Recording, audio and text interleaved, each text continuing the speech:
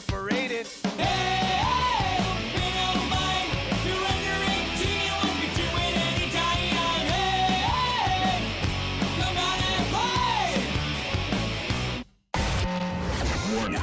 The Federal Communications Commission has determined the following content to be emotionally harmful. Funny things that you think's funny aren't funny. Give me cocks all the time. I want cocks all over me. The Alan Cox Show kicks ass, man. Welcome. Show me what you got. You're not going to see a lot of cocks on TV. Alan Cox from the Alan Cox Show. I don't know what it's about you, but I can't even stand your voice. I think you're the biggest asshole alive. It's gonna be a great show. Let's kick it. I'll say kick it, and you'll just kick it with a tasty groove, okay? 1, 2, 3, kick it. Kick it. Come on. God damn it. Could you one time kick it? What the?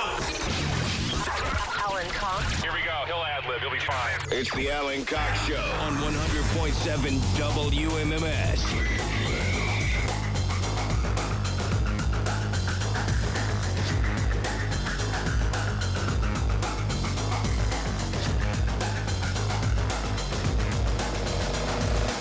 Hey, what's going on, gang? Good afternoon. Hi there. Greetings. Salutations. Fist bumps, all that. Good afternoon. My name's Alan Cox. Thanks for being here. Welcome. Say hi to Bill Squire. He's right over there. Yo, creepy hugs. Mary Santora's here, too. What up? And Poundcake is back in Studio G. Afternoon, white people. Bill got a haircut. Yes. Did you change the color of your hair, Mary? No, it's curled and clean. Curled and clean. Oh, okay. It looked blonder as you walked in. I changed it. I dyed it and got it cut like 2 weeks ago. I remember that, but So- it looked a little different. You know, I try to notice things here on the show. Do ya? And sure. Oftentimes, an entire show will go by, and I'll only see Poundcake on camera. I won't see him in person. Maybe we'll pass each other in the hallway as we're having a pish, but who knows? Hey, if you'd like to join us, please do. A lot of things to get to today. Hey, have you heard about this iHeartRadio Access Day that's going on? yeah, my so much God. access. If you are just jumping in with us, so much access, so many things that you can get, so many experiences you can have. You're sitting there going, Alan, I've lived my life with practically zero access. Well, you're in luck. Access. iHeartRadioAccessDay.com. Tell you all about it. You want to join us telephonically, 216-578-1007, 800-348-1007. You can send me a text if you like. 35192 is that number. If you listen on iHeartRadio, you can leave us messages there. First text from Brandon from Ridgeland, South Carolina. That's called the Low Country out there. He's not only a bureau chief, he is one of our gay bureau chiefs. Wishing everyone a happy Pride Month. Of course, our own Cody Allen Poundcake Helpful Brown loves Pride Month. Loves it. He likes when corporations have rainbow logos. What did you send us to the group chat? The Cavaliers logo? Yeah, they officially changed their profile picture Rainbow Prism. for 31 days exactly. 30, not even 31. There's 30 days in June. Oh, 30 days. Okay, yep, sorry. Yeah. 30 days exactly. I guarantee you it'll be midnight on Yep. June 30th. That's my older daughter's birthday. Otherwise, I would not know that there were only 30 days in June. But that is the last day of the month. You know, I swear I don't do things out of spite. I didn't even think about it. I don't think. Haven't you said before that you do things out of spite? I do, but I didn't do this particular thing out of spite. Oh. I ordered Chick-fil-A and I forgot it was the first day of Pride Month. And I was just really hungry. I was like, man, I had Chipotle like for lunch every day this week, pretty much except for Monday. And I was like, man, I'm gonna just get Chick-fil-A. And then I was like, I ordered Chick-fil-A on the first day of Pride Month because we were talking about it. Might as well get it out of the way. We might as well dispense with the charade on day one. If you like it, you like it, right? You're on record. Yeah, it kept popping Doesn't matter up. if it's Pride Month or not. You're on record as liking it. We talked about it, and it popped up in my algorithm. So I was like, you know what, bitch? I am going to get Chick-fil-A. That's right. That sounds real good. That's right. Although they maybe were trolling me because they forgot my Chick-fil-A sauce. And then I usually give Chick-fil-A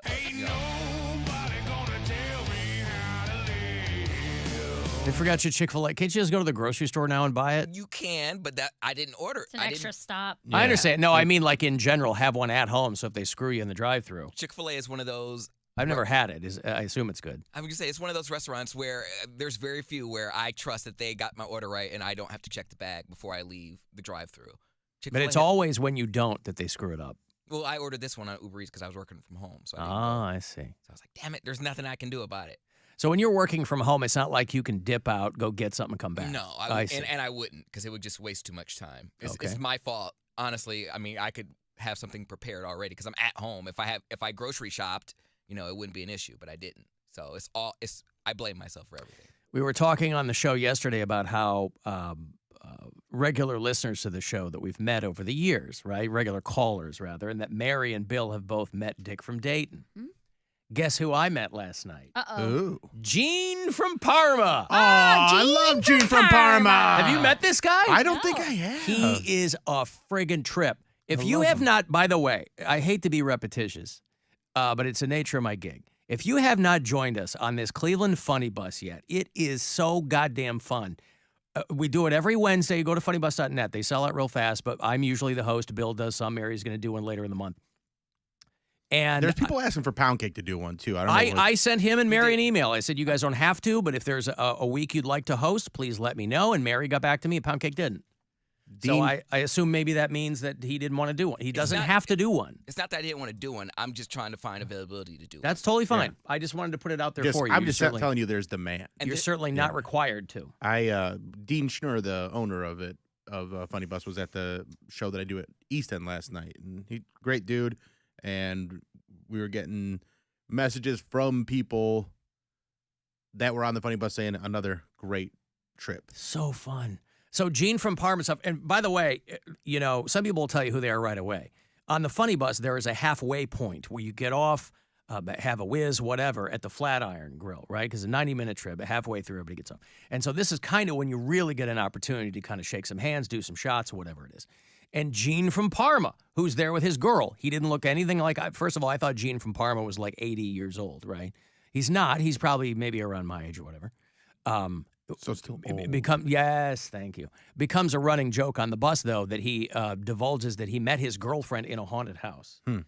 And so Julia Mary, who was the comedian, as we're passing people in the street, she's asking them on the mic, would you ever marry someone you met in a haunted house? Now, I think he said in. He may have just met her at a haunted house. I don't know. But he's having fun and divulging information that no one asked for. Dude's a trip, right? Very nice. He's a trip. He's yelling out that he can't get an erection, but he has punched a giraffe. I mean, it was bananas, right? And the Funny Bus got the open windows. So you're going down the street and you're talking to people. We're coming right down here on Euclid, passing I Heart Cleveland. And, of course, everybody's yelling about that's where I work. And who's jogging alongside us? But Mark Johnson, one of the weathermen over at Channel 5, you know who Mark Johnson is? He's having a nighttime downtown jog, and so we're yelling at him. And there was a woman sitting on the bus. Somebody was talking about what they did for a living or something, and she said she was a paint forecaster for Sherwin-Williams. Oh. I go, what the hell is that? She's a meteorologist. We got to figure... We got to figure out what kind of paint to order. And it was amazing. But I did find myself in what maybe has happened to all of us at one time or another, and it's kind of a nightmare. When you come face to face with someone that you have anonymously mocked on the air, right? Mm-hmm. A couple of weeks ago, I was talking about how we went to the orientation meeting for my younger daughter's swim team this summer. And one of the coaches said, we don't want this to fall by the waistline instead of wayside. And I loved it. I thought it was funny. I'd never heard it before, whatever. She's there last night with her fiance. And he's laughing about it. I was like, oh, my God, I'm such an a-hole. I said, I thought it was really, really. No, they were they were all wearing like bracelets with weirdo Poundcakeisms on it and stuff. I should send you the photo, Cody. You should. I ended up taking it, and I completely forgot about it.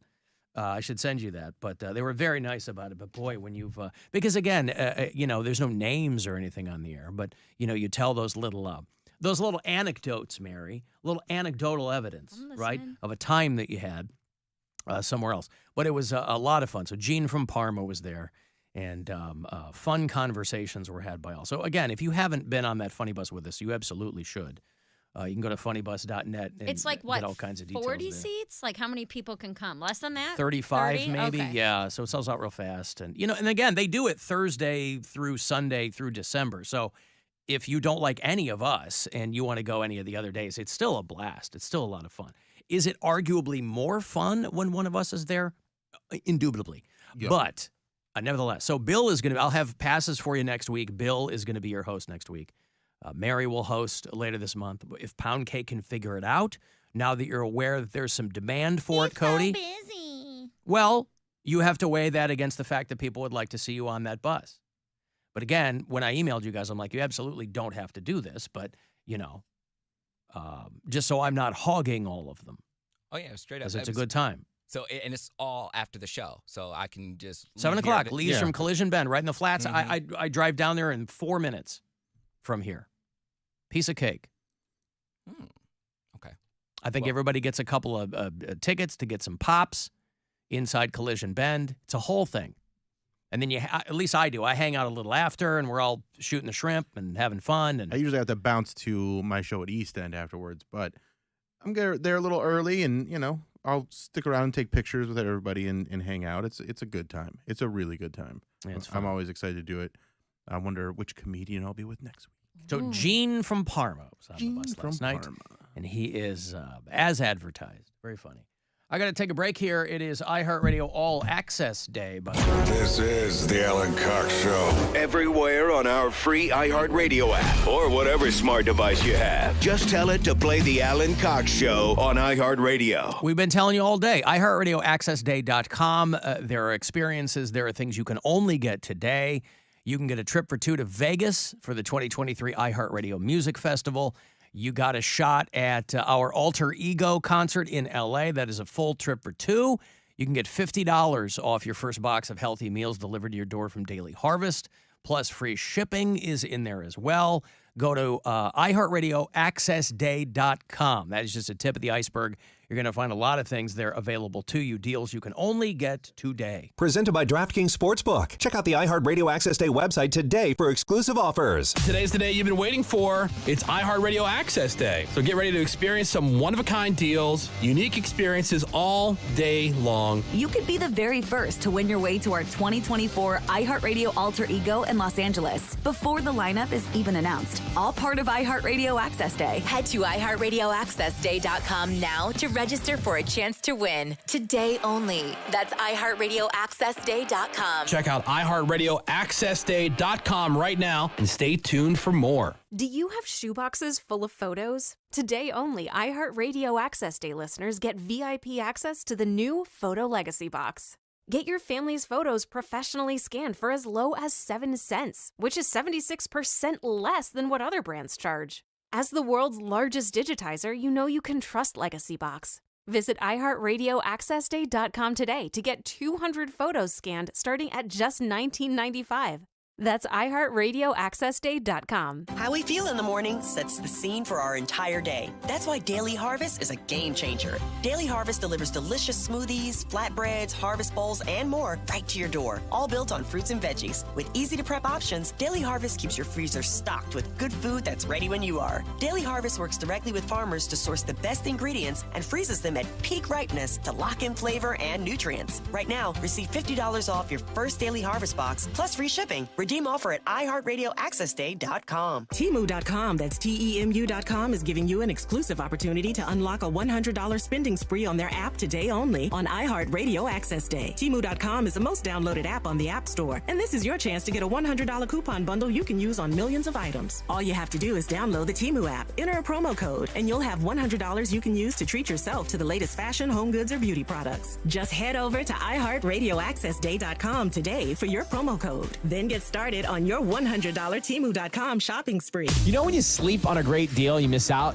You feel like you missed out. Well, don't. I'm telling you now, it's iHeartRadio's Access Day. We're unlocking insane deals brought to you by our fantastic partners. Also, there's some crazy cool experiences. In addition to all the once-in-a-lifetime experiences and amazing deals on iHeartRadio Access Day, you'll also have access to extra songs on our playlist every hour. So check this out. Take a second. iHeartRadioAccessDay.com. Today's the day, not a normal day. It's our iHeartRadio Access Day. iHeartRadioAccessDay.com right now. Introducing Swiffer's Best Clean, the new Swiffer Power Mop. It's an all-in-one cleaning system that gives you the scrubbing power of a mop and bucket without the hassle. And today only, you could win a year's supply of Swiffer Power Mop. Just go to iHeartRadioAccessDay.com to enter. That's iHeartRadioAccessDay.com for your chance to win a year's supply of the new Swiffer Power Mop, so you can clean your home in half the time. Mop smarter with the new Swiffer Power Mop. Picture the next big family memories you want to make together.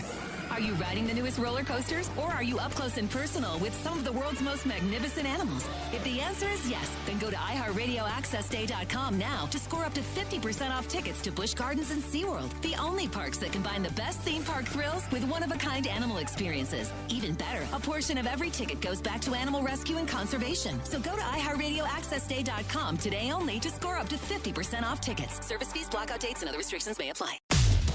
You've probably been hearing us talking about it for a while now, but today it's here. It's our iHeartRadio Access Day. Are you ready to experience these one-of-a-kind deals from our partners, all these unique experiences? Very cool. Check out iHeartRadioAccessDay.com right now. You could experience everything the free iHeartRadio app has to offer with a 1-year subscription to iHeartRadio All Access. Head to iHeartRadioAccessDay.com now to register for a chance to win. Today only. That's iHeartRadioAccessDay.com. I want to go to a concert tonight, but the prices are so expensive. Have you tried Game Time? What's Game Time? It's only the hottest ticket app in the country right now. With Game Time, you can score last-minute deals on concerts, games, shows, everything. Oh, Game Time sounds awesome. It is. Today only, go to iHeartRadioAccessDay.com to get a code for $20 off your first Game Time ticket order. That's $20 off your first ticket order at iHeartRadioAccessDay.com. New users only. $150 minimum purchase. Can only be redeemed once. Cannot be combined with any other promo. Fans are on their feet at the corner of Carnegie and Ontario, hoping to see a little magic. The pitch, deep right center. There she goes, a game winner. District tickets are back at Progressive Field. Grab some friends, snag a spot at the corner bar drink rails, and enjoy a cold one while watching the Guardians game. The District ticket presented by Miller Lite is just $15 and includes a standing room only ticket and your first drink. Available for all regular season games. District tickets are on sale now at CLEGuardians.com. Get on board. It's big. Our iHeartRadio Access Day, we call it that because it's access to great stuff, access to deals you can't beat, and some really cool experiences, too. You could be joining Ryan Seacrest for a VIP experience at our 2023 iHeartRadio Music Festival in Las Vegas, including tickets for both nights, all part of iHeartRadio Access Day. Head to iHeartRadioAccessDay.com now to register for a chance to win. Today only. That's iHeartRadioAccessDay.com. As the weather warms, Ohioans are finding more ticks. Avoiding tall grass and wearing light-colored long pants and long-sleeved shirts are just a few things you can do to protect yourself. After being outdoors, be sure to check for ticks, and if you find any, remove them. And watch for any symptoms if you find any bites. For a full list of ways to prevent tick bites, visit ohio.gov/ticks. Tonight at 7. Right field, pretty well hit. Back goes Marte. He's out of room. It's out of Andres here. Jimenez and the Guardians tangle with the Twins for Central Division supremacy. Coverage begins with Guardians Live on Bally Sports Great Lakes and the Bally Sports app. Traffic. From the Elk and Elk Traffic Center. If a medical mistake caused you injury, call Elk and Elk at 1-800-ELK, Ohio. An accident 90 west before East 55th. That as you stop and go from East 72nd. You have a secondary accident 90 westbound just before Aviation High School. And road construction has the left lane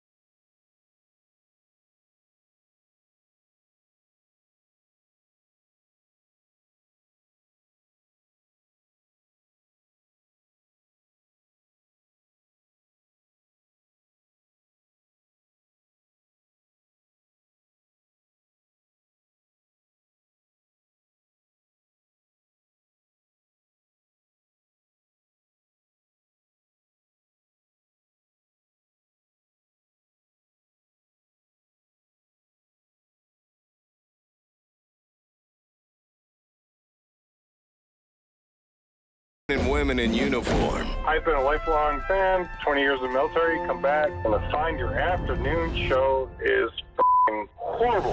Thanks from the Alan Cox Show. Horrible. On 100.7 WMMS.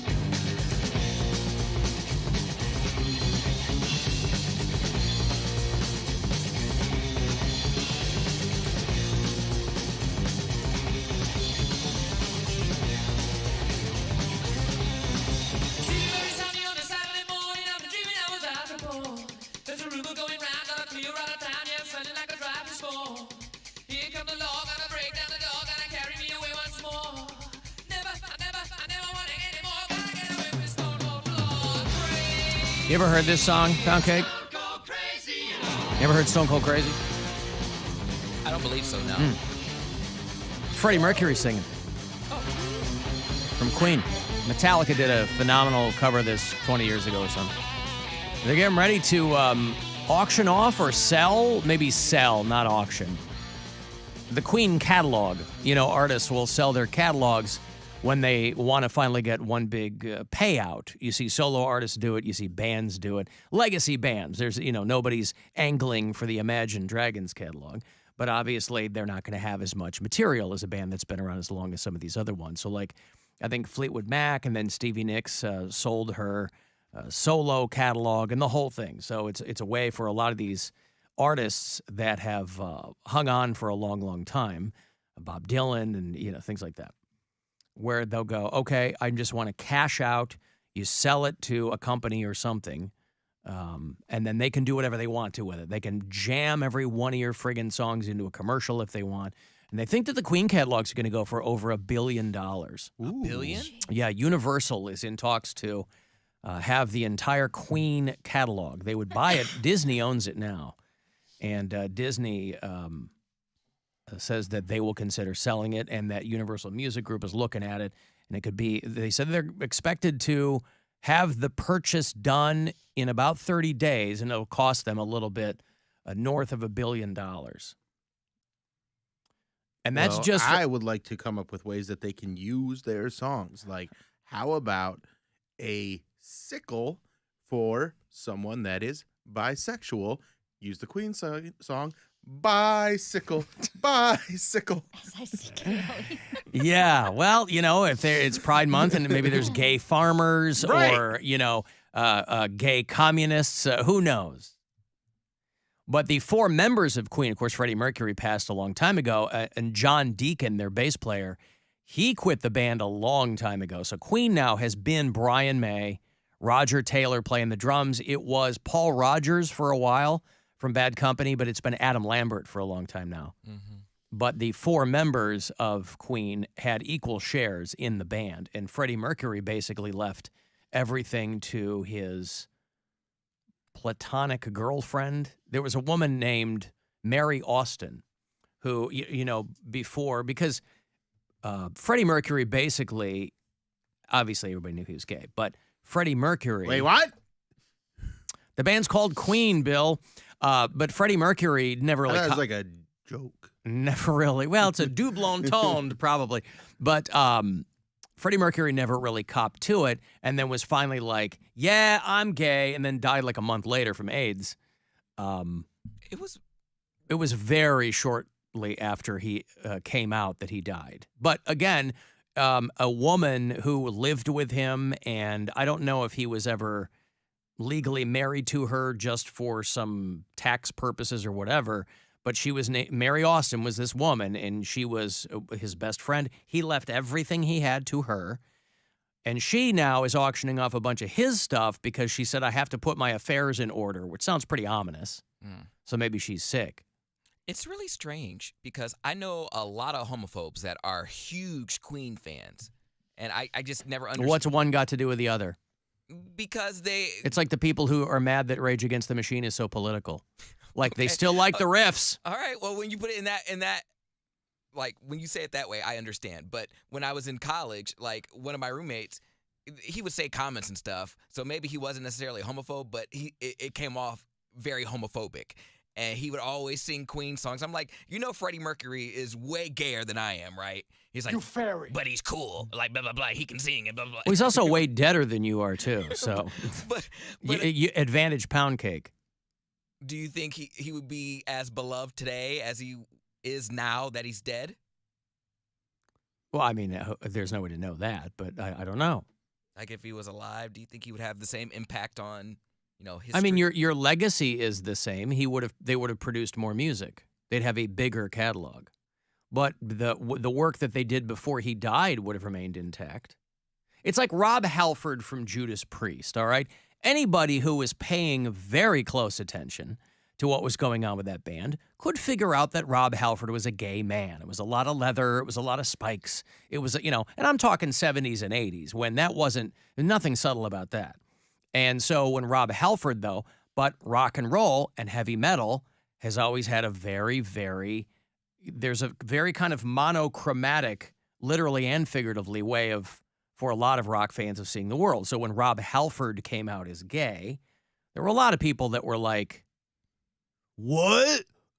Like that changes how you hear the songs. For some people, they were like, okay, so he's singing to a dude. But so was Elton John, and so was, whatever, who cares? One of my favorite things right now is there's a trend where a very popular song is the Pretty Girls Walk Like This, and little kids love that song. Little boys, little girls. I don't know that song. It's a TikTok song. Yeah, so you'll just see little boys. I saw this video of them walking up to bat to that song, and they're like doing like whatever little dance that goes to that, and it's hilarious because they're just kids, and they like it's not a big deal. The people put too much into lyrics. But that's also what's fun. That's what's making them gay, making red hats heads explode. Right, yeah, right. little. You're not a pretty girl that walks like this. You're gonna be a man. It's a catchy song. Calm down. There was a guy on the funny bus last night, and I don't know if he was joking. There was a point in the ride where Julia started playing YMCA, and this guy was sitting there with his arms crossed, and she was giving him a hard time. And she said, or what he said was something along the lines of, I won't do anything gay. And I don't know if he was joking or not. I mean, I assumed that he was. Village people aren't gay. Well, Mary, you and I know that, but I Come mean, on now. come on. I mean, out where I live, we have a local drag troupe, the Bay Village people. And boy, do they do B-A-E? good. Huh? BAE? No, BA1. If you want to live here, you're going. Oh, no, never mind. Go ahead. No, finish it. If Take you're two. gonna here, you're gonna have to pay. The taxes are high. Where was that go? What? I don't know. I don't know. It worked in my brain. It broke. It worked. I couldn't find a melody. I couldn't find the tune. It broke my brain. It broke all of our There was brains. something about YMCA trying to be expensive in Bay Village, and I thought it was going to work, and then when I started opening my mouth, it all exploded, and I hate it. Bill got a haircut, so it's exposed more of his skull. Yeah. Haircut looks so good. Yeah. Thank you. Yeah. I have to rely on my looks now, obviously, because my joke that I just tried to do just derailed everything. Back to the moneymaker, Bill. Cool. Yep. So just look at Pretty That Bill. Punim. There you go. You're giving off Egon Spengler vibes from What the is cartoon that? people have saying. Mary, see me after the show. Egon. From the original Ghostbusters cartoon. Yeah. I have a haircut appointment for tomorrow morning, and every day before I get a haircut, I go, I'm going to cancel. You want to grow it out? I cancel. Yeah, but then I'm like, why? Every time. Every time. And I don't want to do it last minute because that jams my girl up. But At least it's like, huh? At least you have options where you look good either way. The fact that I grew my hair out, everyone's like, "Oh my God, thank God you grew your hair out. You look so much better now. This is a good look. Last time you look like the guy from Impractical Jokers." But wasn't that also coupled with you getting more hair? No. I thought you were still I thought it was a combination of growing it out and getting the minoxidil. It was, but then I didn't re-up on it. Like Oh, I see. I didn't pay for it, and then I just grew my hair out, so I have new fancy ways to hide it. Now, I could. Fancy ways to hide it. Yeah, because All like right. when I have hair on the sides, it doesn't show how far back my hairline is. Yeah. So if I were to shave it down, it probably would look the same way or worse. But no, I stopped taking like finasteride, or I'm sorry, the minoxidil. Well, both. Yeah, they have to work in concert with one another. Yeah, I right? stopped taking it like a year ago because I switched insurances and I didn't like go to my doctor to get a re-up. I see. Anyway, on the Freddie Mercury Queen tip, the thing that I thought was the most interesting in this friend of his saying that she's going to auction off the Freddie Mercury collection was among all of his items was an early draft of Bohemian Rhapsody. And they had originally titled it Mongolian Rhapsody. And I wonder how we would have enjoyed that. So we would have enjoyed it just as much, right? There would have been just as many people looking up what a Bohemian was as looking up what a Mongolian was. And so near the top of this initial draft that he had written out, he had written Mongolian Rhapsody, and then he had crossed it out and replaced it with the word Bohemian. And apparently this was something that like nobody who was into Queen knew anything about, but like one of these things where he was doodling words and phrases and things for that song. And that's just among the things that they're going to auction off. So if Disney sells the Queen catalog for north of $1 billion, that means that each one of those members is going to get, north of $250 million. I believe that's how the money works out, right? And they're already very, very rich men. I mean, very wealthy. How much did Disney buy it for? It didn't say that, or at least I didn't see that in the article. But Freddie Mercury's friend is, it sounds like she's not doing well, so she's going to auction this stuff off. 1,500 items. So stage costumes, artwork, the handwritten and alternate lyrics for Bohemian Rhapsody. Boy, imagine having that. There's a lot of rock star crap that people will bid on, Not that this is an instance of that, but like the Kurt Cobain guitar that he like broke on stage or whatever, that just went up for auction and it got like 6 times what they thought it would. I think they price it a little bit low because somebody's like, oh, this should get like $150,000. And it's like, well, there's still a lot of, Kurt Cobain aficionados, I guess. But something like the handwritten lyrics to Bohemian Rhapsody, that seems like something that somebody would, pay a lot. Yeah, of money course. for, You yeah. mat it and frame it and put it, I'd put $200 or $300 into Yeah, me it. too. I'll match it. We'll go 50-50. Mm-hmm. And Go halvesies. Tear it in half. Hey, let's and go then Dutch on these lyrics. Just rip it right down the middle, like that Bible story, and we'll... Or fold it into a paper airplane and then throw it around, and whoever gets it can enjoy it. Sure. They can unfold it, read it, refold it, extra creases. You want it to be more like a jet than a biplane. But Mary Austin is 72 now, and she says she'll keep a few things from Freddie Mercury, but for the most part, she's going to be auctioning these things off. It'll be at Sotheby's. For those of you who want to make the trip for our bureau chiefs in the greater tri-state New York City area, you can get over to Sotheby's today through next Thursday. So if you're a Queen fan and you've got easily hundreds of thousands of dollars burning a hole in your pocket, get your ass over to Sotheby's and figure that out. Might be something for you. Alan, I'm a bureau chief in McKinney, Texas, about a half an hour north of Dallas. Could you wish my niece Frankie a happy last day of first grade? Today was my daughter's last day of first grade. She got kicked out of school? Kicked out of school. They said, don't come back till mid-August. And so I was trying to impart to my daughter, by the way, about how, because she likes school. I liked school. But that could change. Who knows? I said, during the course of your school career, you'll feel differently about things. And then when you become an adult, you never have summer vacation again. So I'm like, this is as good as it's going to get, like as a kid. Because like when you're a kid, school is your job, but you happen to get summers off. But when you're a grown-up, you don't ever get summers off, right? Doesn't matter how nice it is outside. I'm in here all day, all year long.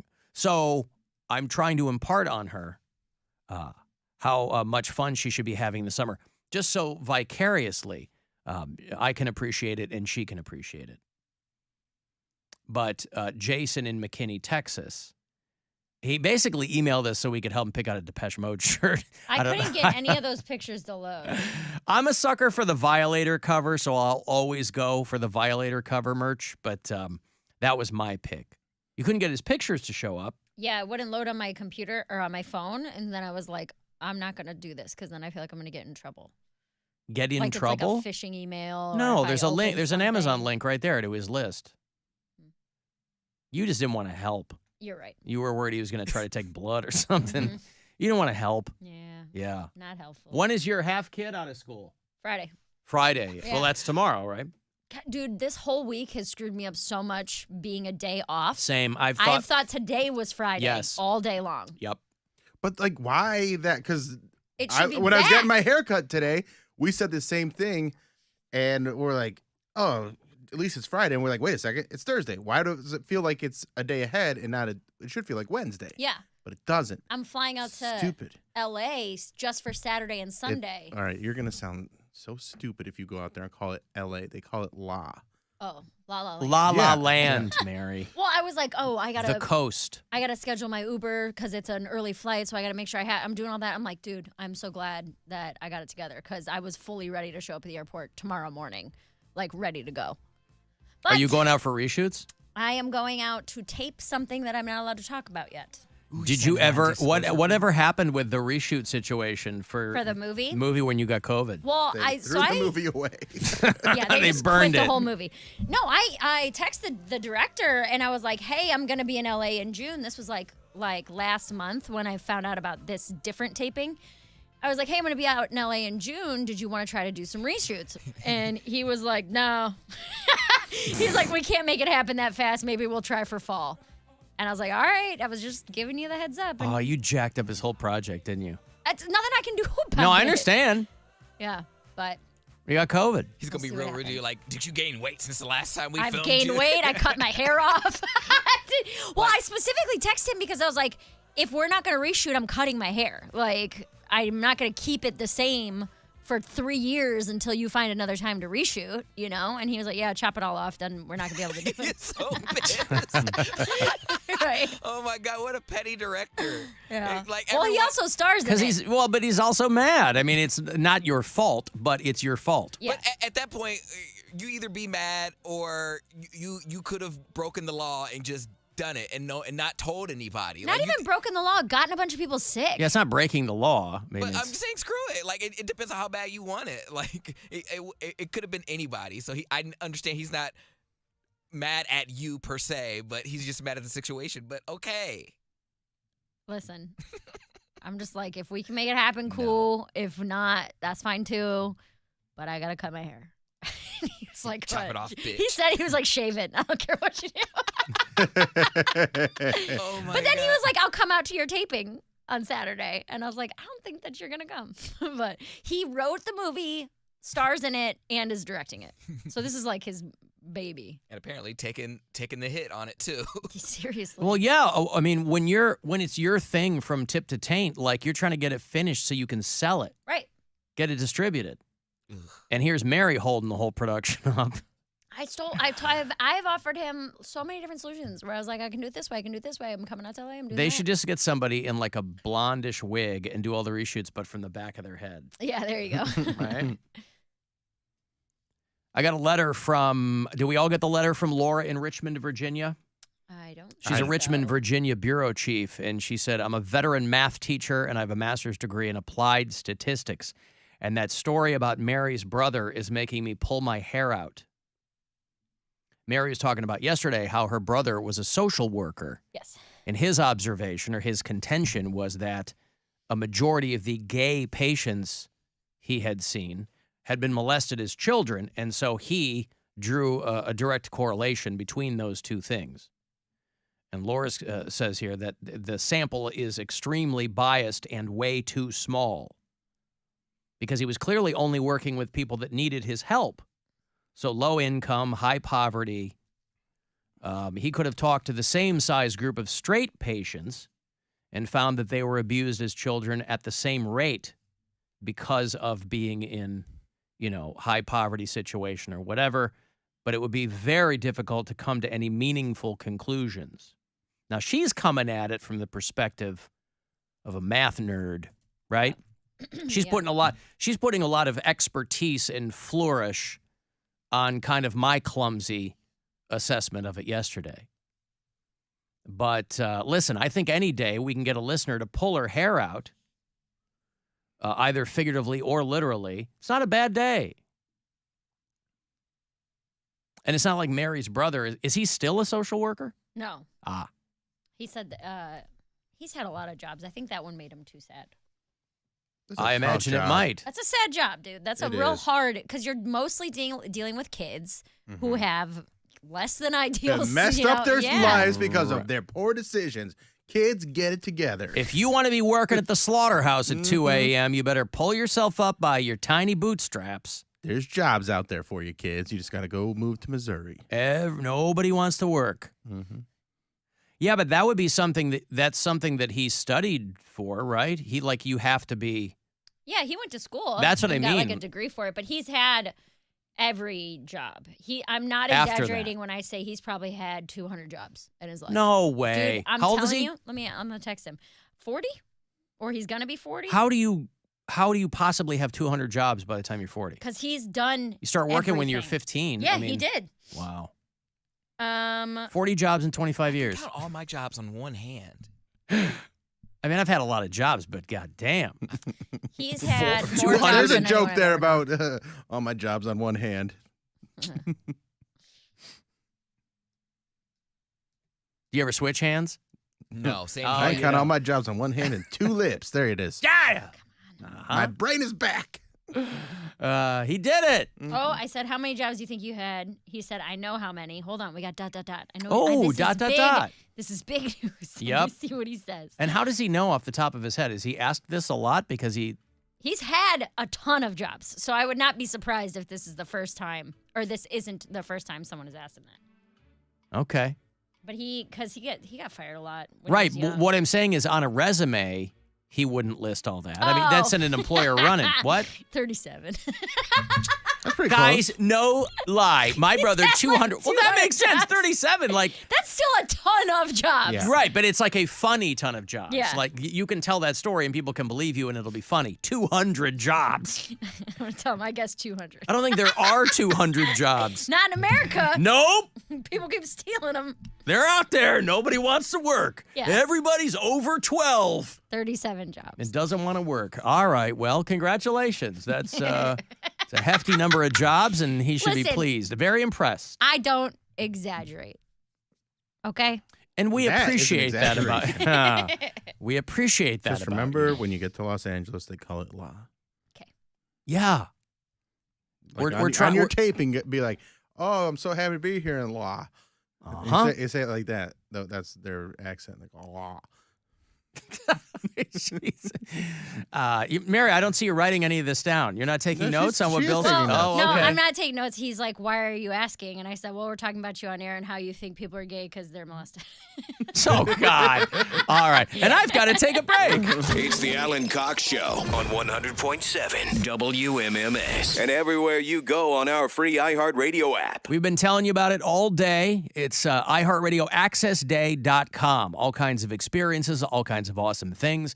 We got a trip for two to our 2024 iHeartRadio Alter Ego concert out in La in 2024. You got to say it like that if you win that trip. Trip for two to Vegas for our 2023 iHeartRadio Music Festival. You got discounted Guardians tickets. Buy a $15 district ticket.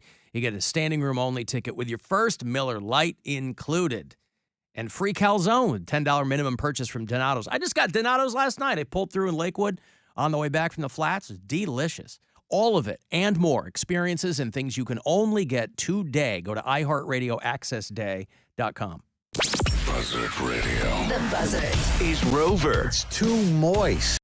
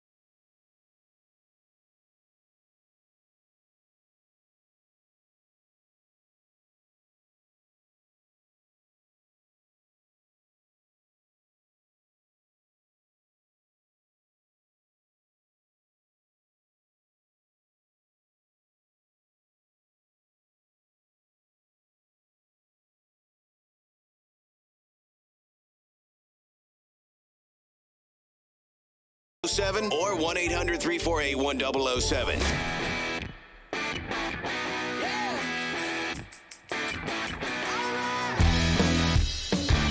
35192. Want to send me a text? AlanCoxShow.com for all the other stuff. If you're listening on iHeartRadio, leave us messages there during the show. If you listen from out of state, tell me where you do that. Jake is out in Orange County, California. Andy is one of our bureau chiefs in Atlanta. Matt is in Cedar Park, Texas. Louis listens in Newark, New Jersey. Oleg is one of our Canadian bureau chiefs. He listens up in London, Ontario. And Derek is down in Houston, Mississippi, listening to the show. Next week on the show, I will have KISS tickets for you. They announced the show this morning. These sons of bitches. I finally decide, I go, okay, I'm going to finally go and get the full KISS experience. I've been around KISS, my whole life. I've never gone and sat and watched an entire KISS show. So they're finally saying, this is it. It's their end of the road world tour. They go, we're finally calling it quits, right? This is it. We're going to do hometown shows at Madison Square Garden to blow the whole thing out and, blah, blah, blah. Cap off 50 years of whatever. But they've been doing some form of a farewell show for about 25 years. So they go, this is it. We're not going to tour anymore, or we're not going to do a world tour. So I say, well, I guess it's time to see KISS. So I dropped some coin to see them in Detroit in October. These sons of bitches decide we're going to add a couple more dates. And so they bookend Detroit with Cincinnati and Cleveland. So anyway, it's no loss, but I would rather see them here than go see them.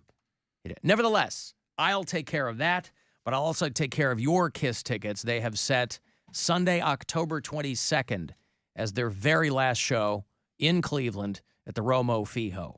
So I will have KISS tickets for you all next week. They announced the show this morning. The tickets for you will go on sale tomorrow. RocketMortgageFieldhouse.com. I'll also have Royal Blood tickets for you next week. Put you on the Cleveland Funny Bus. Passes Monday and Tuesday. Bill will be your host for our next Alan Cox Show and I on the Funny Bus Wednesday. And then if you want to join us for Buzzard Fest, we'd love to have you, man. We're excited about the return of Buzzard Fest. It's been gone for a couple of decades, and so we're bringing it back. That is Friday, August 4th in North Ridgeville. Incubus, Bush, Filter, Live, Welshly Arms, and others. BuzzardFest.com, simply enough. Get you all the details, but I'll have tickets for you next week. Sorry. For all that.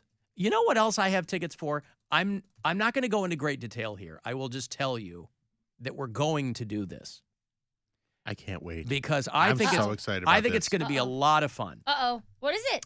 I am going to give away Taylor Swift tickets. What? That's not true. It is true. It is true. On Wednesday, June the 14th, I will be giving away Taylor Swift tickets on this show. Now, you're going to have to go to Pittsburgh, but if you're a Taylor Swift fan, you don't care. That's nothing. You would go to Slovenia to see Taylor Swift, all right? She's playing in Pittsburgh at whatever Three Rivers Stadium is now, Acrisure Stadium. She's only doing like football stadiums and stuff. So June 17th, that Saturday night, Taylor Swift is in Pittsburgh. But that Wednesday on this show, I will give someone a pair of tickets to see Taylor Swift. Now, you're saying to yourself, Alan, why? Why? Because it's hilarious. That's why. Give them to me and Cody. No, I couldn't name 3 Taylor Swift songs. Yes, you can. Yes, But you could. You, moms, daughters, gay men, straight men who finally just gave up because someone near them really likes Taylor Swift. They got sucked in. Hey, Corey Roddick loves Taylor Swift. Corey Roddick is an enigma wrapped in a riddle, wrapped in a mystery. I love him, but you say one thing about him, you cannot pin him down, boy. We are going to find a fun way to give these away. We are. So I'm just letting you know now, somebody is going to win a pair of Taylor Swift tickets from the Alan Cox Show on Wednesday, June the 14th. You'll have to come to this window. I was gonna say, I don't want to be involved in this one because I will get pummeled. This isn't about you, Poundcake. I don't want to do it. It's about the Swifties. I know they're mean. What do you mean they're mean? They're only mean if you make them mad. That's anything. Hey, give us tickets. Well, I don't have them. 2 people are going to get tickets. I have 1 pair.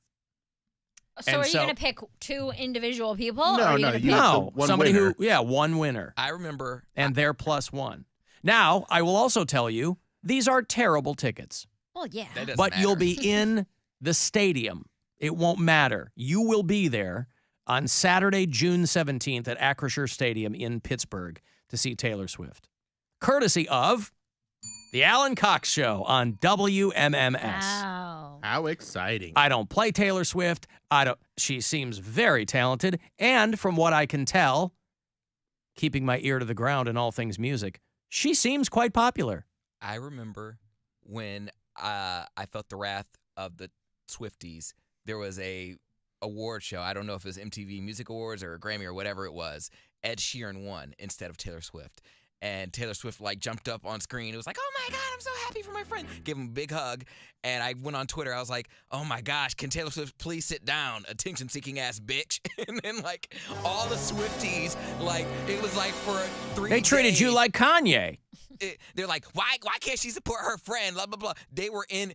Java Joel had to come to my defense. That's how bad it was. They were trolling me so bad that back. And he's usually the one getting in trouble for something he tweeted. Java Joel was like, oh, holy crap, you pissed off the Swifties. I was like, I know. Yeah, you don't want to do that.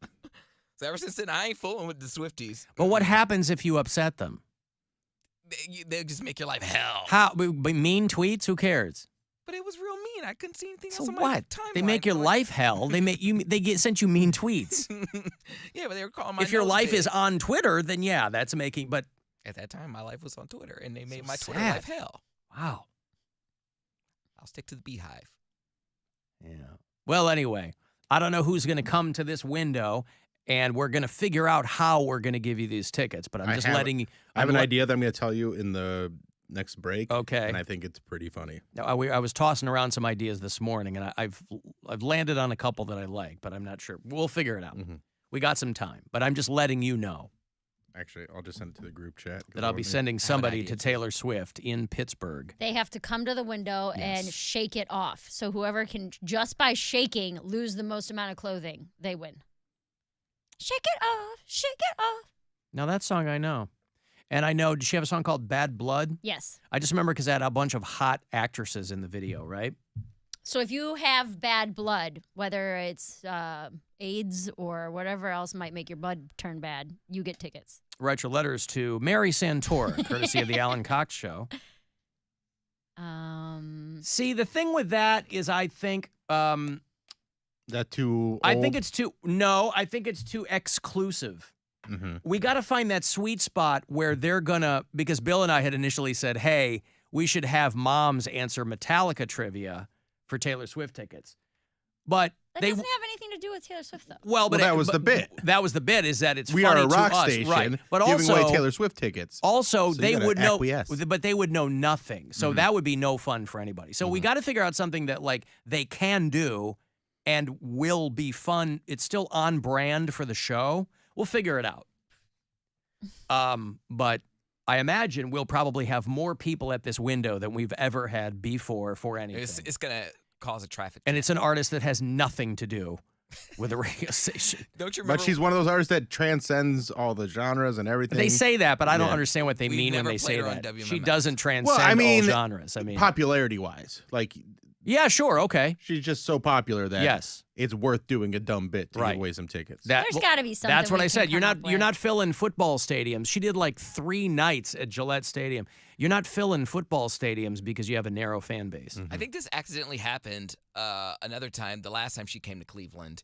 Remember our phone lines were jamming up and we were getting people from Kiss FM and they were calling and they were like, hey, there are Taylor Swift tickets. And then you said you were trolling them because they thought they were going to get them and then they hung up on you. Don't you remember this? Was this one of my Tumbleweed Dan bits? Or? Yes, yeah. Okay. It was like 2016, 2017, something like that. Right. They were calling. Well, but there was also that period of time where the phone lines were just getting randomly crisscrossed with like Florida. Mm-hmm. So we were getting people calling an Orlando radio station trying to win tickets. And that was really fun because then you just string them along. Yeah. And, yeah, that's a good time. She wasted her time. She was like, damn it. You know, whatever she was in line to win, she ain't winning it now. Yeah, so we'll figure it out, but I'm just putting that out there for you that we're going to be doing that. So if you or someone you know is trying to get Taylor Swift tickets, I'll be able to send you to that Pittsburgh show on June the 17th. And then here's the kicker, though. I will expect some kind of recap the following week. And hopefully that recap will involve some kind of poor decision-making, or, I hope that it'll be a recap with a hook. Not just, oh, my God, it was amazing. I mean, I assume that. That's kind of baked into the cake. I've inferred that from people. And I imagine if any one of us went to that show, it'd be like, oh, man, she's great. Well, when she sang, but I don't care, and I don't know. These are for you, right? The Taylor Swift fan. When she was at the Rock Hall induction, she sounded great. Yeah, she's great. Yes. Who did she induct? Carole King? Carole King, yeah. Carole King. Yeah. I was reading, I heard Stansbury talking about it. I kind of Googled it, and it's funny. They're talking about something called Taylor Swift Amnesia, where people are going to these shows and saying, I can't remember it when I leave. A 25-year-old girl who lives in New York said, post-concert amnesia is real. I went to the show. It's amazing songs all night long. If I didn't have the video that my friend took of me jamming to it, I would have never remembered it. And I think this is I think she's kind of given away the issue here, which is that everybody's filming these shows and not really watching the shows. And so you're kind of separating yourself by one. Well, she said her friend was filming it. So right, but I guarantee she's got her phone up too. No, I think she's probably freaking out and just having such a good time. And you have so much adrenaline. I feel like I've had moments like this where you are so in the moment that when it's all over, like you really can't recall completely what happened. I disagree. I took my older... I couldn't tell you, I had a great time at Coheed a month ago or a few weeks ago. Don't know exactly, even though I know the album, they played an album straight through, still couldn't say exactly how it all went. Had you taken an edible? No. I remember taking my older daughter to Billie Eilish a couple years ago in Detroit, and it was phenomenal. And I remember the whole thing. And we were filming parts of it, and it was, it was a wild, wild show. But you're not all geeked up like these ladies. I mean, I was pretty geeked up. You for think John that's what Mayer. you think it's like adrenaline and? Well, I think there's different kinds of people. I think Mary is a type A person, so she's locking it all in. If you're just a emotional dummy where you are just so in the moment that you can't even remember because you're so hyper about it, you're probably drunk. You got to take into the fact that you're drunk. I was so in the moment at John Mayer. I was sobbing. I was screaming. Right, but I'm saying, but also sober and also like you have that kind of memory. Yeah. You have a very good memory. That's why I never understood when I would watch like the Michael Jackson concert films and all the people would be passing out. Concert films. Well, yeah, it was like whatever he was like performing live. Yeah. People would be passing out or like being pulled out on stretchers. I'm like, I can't imagine you saved your whole life to go to a Michael Jackson show and then you just get hot or you get overexcited and you get pulled out on a stretcher. I'm like, I want my money back. If I met John Mayer, I might get lightheaded. Oh, I met John Mayer. Mayer. I got a chance to talk to him and be like, I don't even think I would know what to say. Bill met John Mayer. I heard. He I didn't get lightheaded. John opened for him on a stand-up show. He didn't open. I wasn't on the show. I was just hanging out. It was Mayer/Squire. And if you saw him do stand-up, you might. I know. I might feel differently. Have all these feelings go away. You want to talk about a show you wouldn't remember after you left? I think it's more the Mandela effect too. When these Taylor Swift message boards get going, and all these girls are like, "I don't remember it either. I waited 6 months and then I left and I feel guilty because I can't remember. I mean, I don't know about it 6 months later, but like I could see like in the moment right after the show be like, what did she play? I don't remember, but like I feel like I would have recall at some point. Well, listen, if you're doing one of these stadium shows that's 2 hours long and you're working in 30 songs, right, you're not going to remember every single song.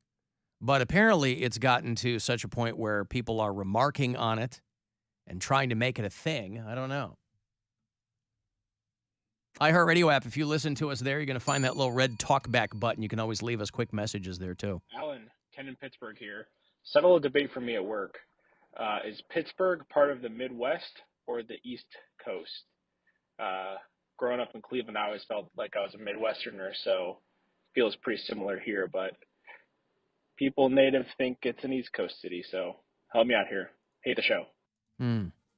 When I live in Pittsburgh, I always refer to it as the beginning of the East Coast, like the Midwest of the East Coast, which doesn't really make much sense because by the time you get to Philly, obviously it's like East Coast or whatever. But I only considered Pittsburgh Midwesternish kind of in the vibe of the city. But geographically, I would not consider Pittsburgh the Midwest. I think the Midwest ends in Ohio, right?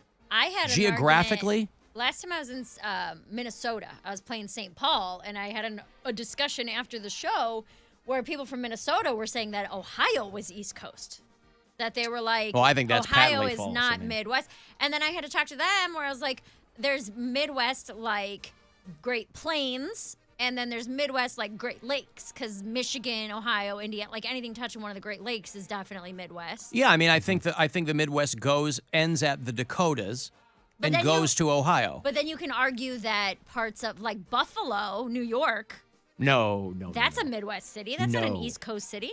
Buffalo's exactly like Cleveland. But it's not now you're talking about vibe, but that's not the Midwest.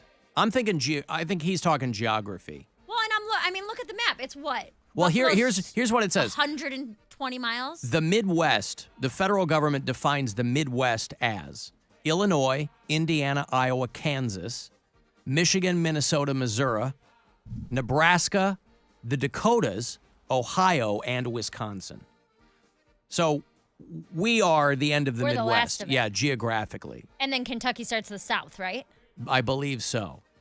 Where's the Mason-Dixon line? The southern border of Pennsylvania, and then along the southern borders of Ohio, Indiana, Illinois. That's the Mason, like the river there, right?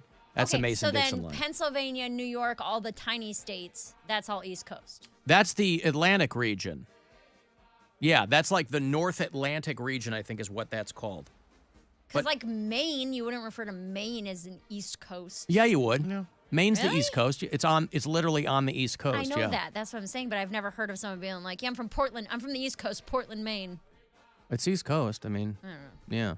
And you're going to L.A. You know that's the West Coast. East Coast too. You know L.A. is the West Coast, Mary. Do you know that law is the West Coast? I did know that law was the West Coast. Because you're going out there, I'm so going make there sure that you know. Saturday. You what? I said I'm going there Saturday. I know. Be on the West Coast. The West Coast. For about 36 hours. Like the great Lana Del Rey song. Mm-hmm. Yummy.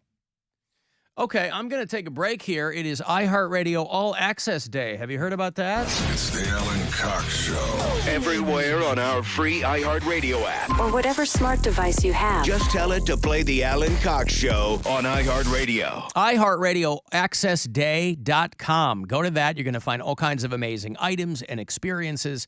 There's a trip for two to win. Our 2024 iHeartRadio Alter Ego concert happens in LA. You can get a 1-year subscription to iHeartRadio All Access. Here at home, you can get $500 off stair lifts courtesy of Easy Climber. You can save 20% off at Cleveland Clothing Company. All items in store and online. Go to iHeartRadioAccessDay.com to see the exhaustive list of everything you can get on the cheap just today. From the Universal Windows Direct Weather Center, WMMS Weather. Sunny skies for your Thursday, highs in the upper 70s and 80s. Mostly clear tonight with overnight lows in the 60s.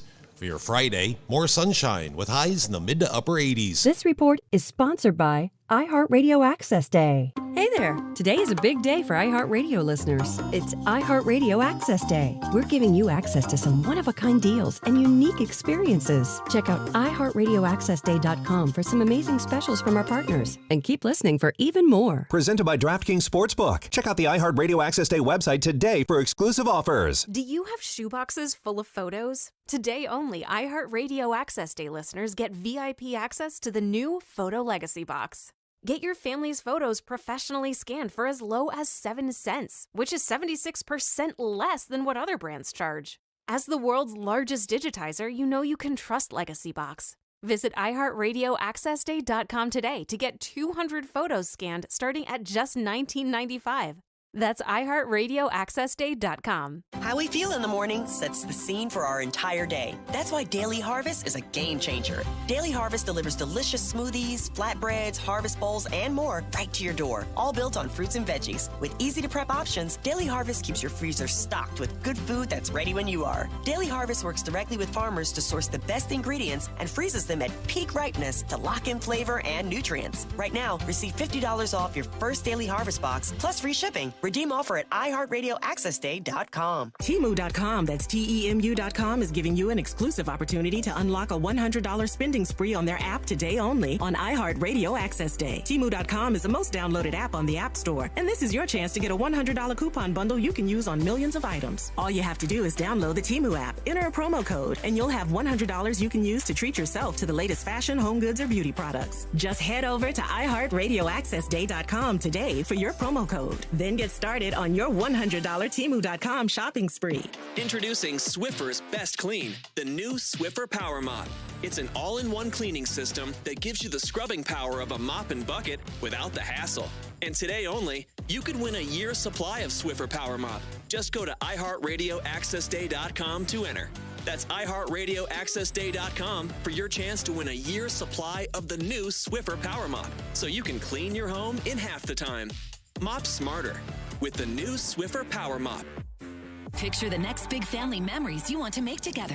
Are you riding the newest roller coasters, or are you up close and personal with some of the world's most magnificent animals? If the answer is yes, then go to iHeartRadioAccessDay.com now to score up to 50% off tickets to Busch Gardens and SeaWorld, the only parks that combine the best theme park thrills with one-of-a-kind animal experiences. Even better, a portion of every ticket goes back to animal rescue and conservation. So go to iHeartRadioAccessDay.com today only to score up to 50% off tickets. Service fees, blackout dates, and other restrictions may apply. I want to go to a concert tonight, but the prices are so expensive.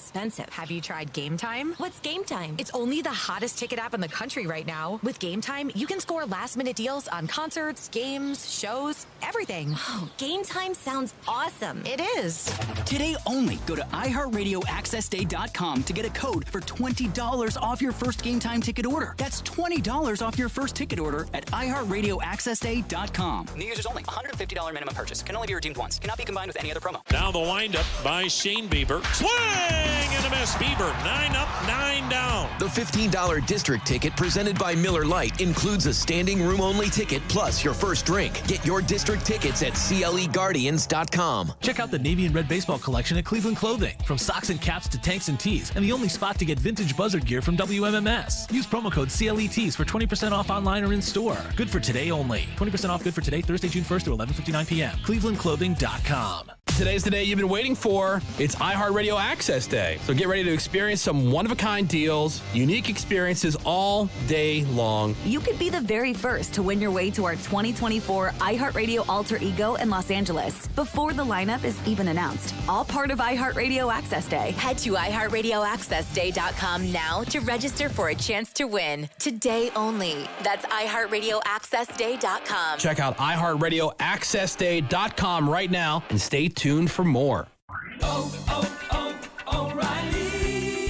Did you know 1 in 4 car batteries is weak and needs to be replaced? O'Reilly Auto Parts will test your battery for free. If your battery needs to be replaced, our professional parts people can help you find the right Super Start battery for your vehicle and budget. Don't wait. Get your battery tested for free today at your local O'Reilly Auto Parts. O'Reilly Auto Parts. Hey, it's Alan. You know, we teamed up with the Cleveland Funny Bus for an amazing night out every Wednesday. You can join us while we're exploring the city's most interesting spots on a 90-minute trip. Local comedians are your tour guide. They do a phenomenal job. It's so fun. I learn something new every single week. Tickets are only $33. We leave from Collision Bend Brewing in the Flats. If you can't join us on a Wednesday, you can catch the Funny Bus every Thursday through Sunday every week until December. Funnybus.net for all the info and tickets. Did you know 90% of people want to live more sustainably, but only 11% consistently do? Why? It's hard. Now your favorite products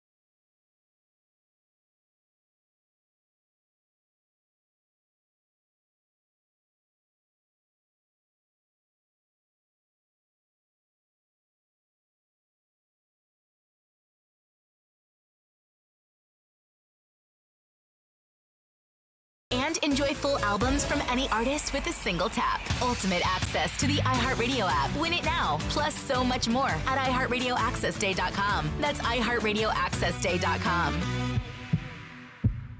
Voice call received. Put this on the air, dumbass. You think you know it all? You're just nothing but a piece of Talk about dumb that you don't have a clue about. Another satisfied customer of the Alan Cox Show. I hate it. This show sucks. On 100.7 WMMS.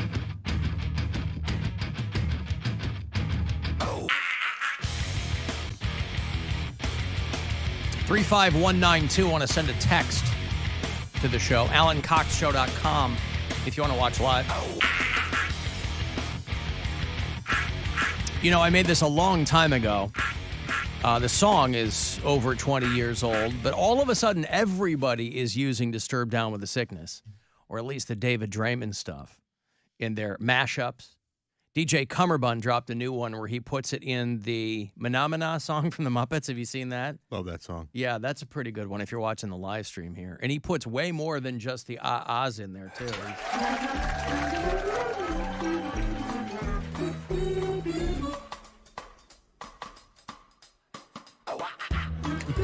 That's awesome. Pretty good.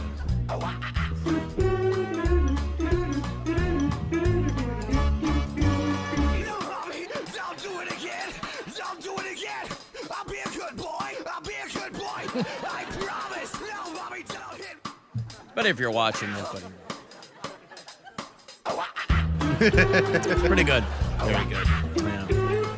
That's what I love about DJ Cummerbund is the mashups are great, but then he does the video mashups too. Yes. To match them, and it is a whole nother level. Mm-hmm. So, yeah, that's pretty good. DJ Cummerbund is undefeated, boy, as far as the mashups go. It is funny, that song, though. It's so cringy when you look back. The whole, oh, stop hitting me, mommy. You're like, oh, God. But Disturbed back on the road this summer, coming to Cleveland. I like those guys. Hey, we're going to be, I will be at the Brew Kettle tonight. Bill and Mary have things to do, but Poundcake, are you going? I don't want to leave you out. I am not. I won't be there. I'll be the one from the show that's there if anybody gives a fat frog's ass. But I know Stansbury's going to be there. I think a lot of us are going to be there because we're tapping the inaugural keg for the Rockin' Buzzard Brew. Bill and I had some yesterday morning as it was getting canned out at the Brew Kettle Brewery in Middleburg Heights. And so we kind of got the jump on it there. We posted a lot of video from there, too. If you follow any of us, it's you can check it out. But the can looks awesome. The beer is legit. It's great. Good. Yeah. And we're going to be out at the Brew Kettle. It starts at 5, goes till 8. I'll get out there, of course, after the show. But if you want to get there a little bit earlier, join some of the MMS crew. So 5 to 8, we're going to be rolling out that Rockin' Buzzard Brew at the Brew Kettle in Strongsville tonight. So hope I'll run into you out there. And then wherever Brew Kettle beer is sold, you'll be able to get it in 4-packs, 16-ounce cans. And we haven't had an MMS beer in quite some time, and the Brew Kettle knocked it out of the park. And thanks to CLE Clothing Company, by the way, too, because they kind of helped out with the artwork there, and it looks great as always.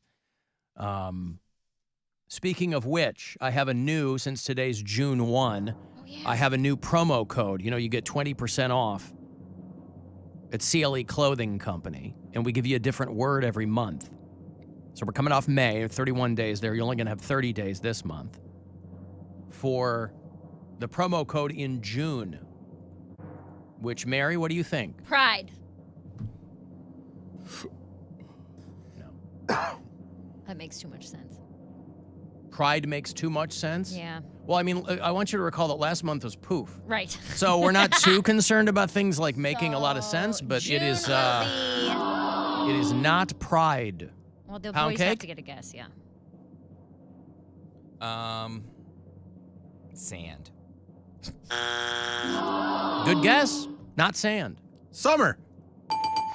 Bill Squire goes with summer. 500 days. Alan told me in the commercial break. That's why I let you guys go. That's all part of the bit. But yes, summer is what you'll get 20% off at CLE Clothing Company, whether you find yourself in one of their stores, and I hope you do, or you're online, CLEclothingco.com. You can get 20% off with summer. You would have gotten to summer, Mary. No. Yes, you would have. Grad, dad, cookout. Grad, dad, cookout. Those would be my next 3 guesses. Oh, boy. Graduates, daduates, cookouts. So a buddy of mine sends me this story. A buddy of mine who his son is graduating high school. Mm-hmm. They live in Rich Township, which is very far south, suburban Chicago. It's like 30 minutes from the Indiana border in Rich Township. And the kids and the parents are all pissed because Rich Township High, where his son is graduating, they gave them like the sashes. You know how you have the cap and the gown? Mm-hmm. And they misspelled graduate. No, they spelled didn't. gradutate. I love that so much. And they're like, we made 600 plus, big class, made 600 plus of these, and all of them were spelled wrong. And the people in charge admitted that they never checked beforehand. And so now they're trying to Photoshop it from every graduation picture where it shows up. It's so simple. I don't know why people don't check the spelling of things. You can watch, this is how you know there's nobody behind the wheel anymore. And it's no one's fault in local television. They've just slashed those staffs so much that everybody's spinning 100 plates. But you can watch a television chyron with words that are misspelled. So Rich Township graduates, and not every school gets these, the stole that goes around your neck, and it looks like you have 2 neckties on either side, you know. Gradutate. This is what they misspelled. Oh, I love that. And so I was like, oh. And my buddy's kid doesn't care. But it's funny. It's very For funny. them, they're like, this is awesome. I don't know if parents are more pissed than anything else. No, I think it's like the better. school. It's like the school where a couple days ago, I don't even know if we were talking about, but the school that printed 2022 on all of the information for this year's graduating class. And the parents are like, come on, man. It's like not that hard. You know, we're proud of our kids. Yeah, but what we're even excited. is time? Like, it's a flat circle. You know? But it's always the parents that get more upset because a lot of these parents, in their defense, can't believe their kids are graduating. So they're like, Jesus, you worked really hard for this. And for them to screw this up is no bueno. So they're in Rich Township, outside Chicago. They are getting a graduate. And in Florida, they had 2022. When I graduate! Graduate! Third Eye Blind going to go out and do that there. A little benefit concert for those kids. First impression was, oh, they done messed up big time, right? You know, at first I was like, I don't really care, you know, we're graduating, but I had really thought about it, and I was like, this isn't right. You know, we're supposed to be the graduating class of 23. It's supposed to be our year. As a parent, I am very upset, not only for myself, my child, but other parents, because they have worked very hard to be able to display their pride in their appropriate graduating gear.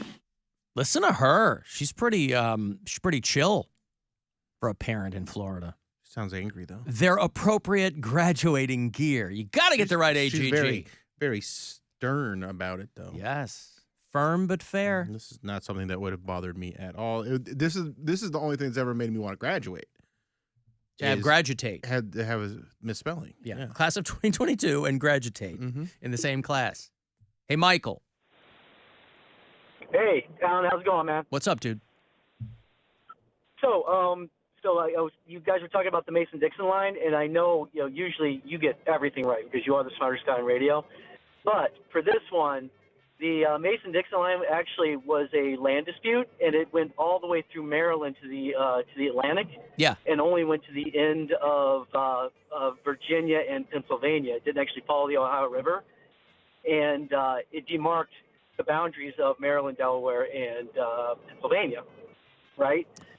It wasn't only until during the Civil War that people started to lengthen it out to Missouri to delineate the line between northern freeman states and southern slave states. And Maryland. So I guess it depends on what map you're looking at, I guess. Yeah, it does. Yeah. And also Maryland, where the line does demark. If you go up 95, you'll actually see the Mason-Dixon line sign there.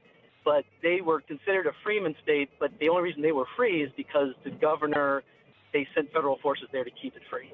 But that's all. What I never understood, what I yeah. didn't understand in the cursory reading of the Mason-Dixon line that I recall from college was I didn't understand why Mason and Dixon were astronomers and had anything to do with setting up this line. I didn't understand the historical significance of that.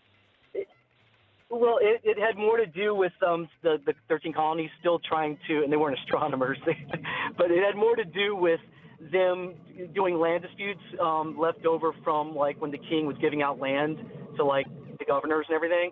It's almost the same thing as if you look at the Michigan-Ohio kind of war, where the federal government had to come in there and delineate the line between northern but what I'm saying is Mason and Dixon were astronomers, and I was curious why they had anything to do with the Mason-Dixon line.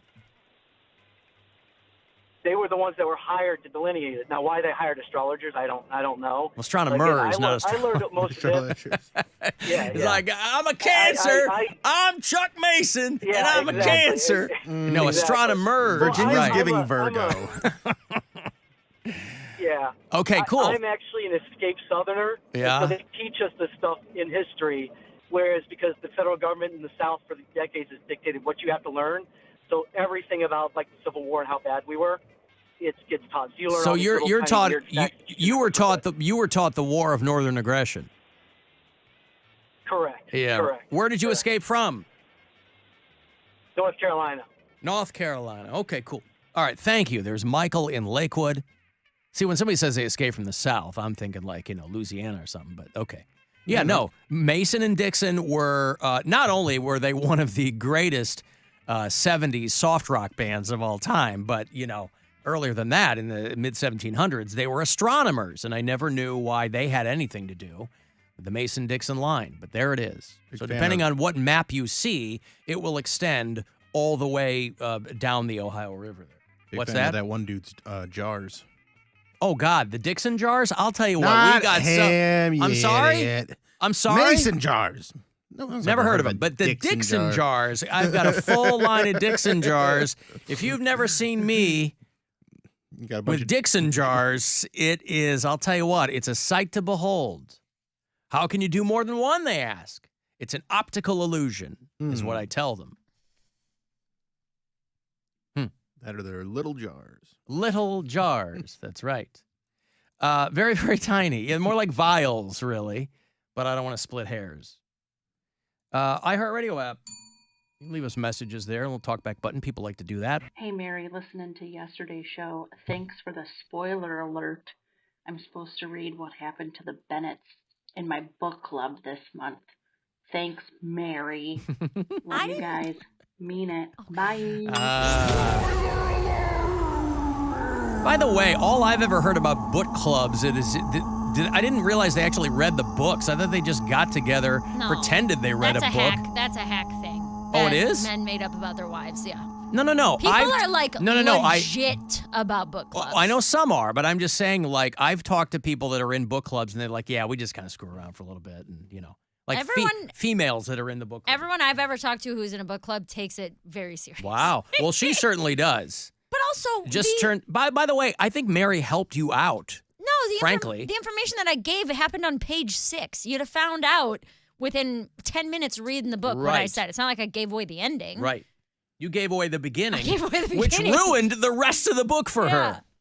You'll be fine. It's a good one. It's very sad. The first 180 pages are incredibly sad, and then it gets real good. The first 180 pages are sad? The whole first and then it gets good? The whole first part of the book is basically the family trying to adjust to life. But 180 pages, how many goddamn pages are in this book? It's like a 300, most of these like thriller mystery books are between 300 and 400 pages. Really? Yeah. God, editing, ladies. No, editing. That's the thing, is that you are wrong. And they are all very good and every page is necessary. Well, I'll take your word for it, since you're the only one reading them. Well, no, she is too, and you ruined it for us. So. Sorry, miss. She's like, thanks, Mary. I just want to read my book. What's it called? There's something about the Bennetts? What happened to the Bennetts? What happened to the Bennetts? That's not even one of my favorites of this genre. It was okay, but it was, like I said, more than half the book was so freaking sad that I couldn't read it for more than like a half hour at a time because I'm like, dude, this is depressing. You had to put it down. Yeah. Yeah. It's like American Psycho. No. I could only read about 30 pages at a clip of that book. Yeah. Weird. No, the one I'm reading now is real good. All right. But I'm probably going to finish it this weekend. So you know what I always do? When you're in law? When I'm in law.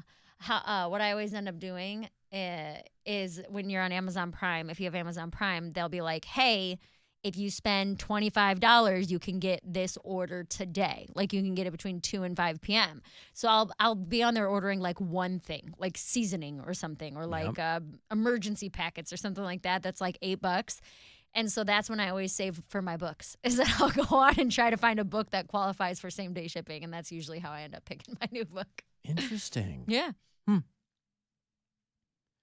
Listen, you can find yourself, and I certainly don't envy these people because it just would feel like wasted time to me, but better late than never. A guy who is an attorney, and that's no easy feat, right?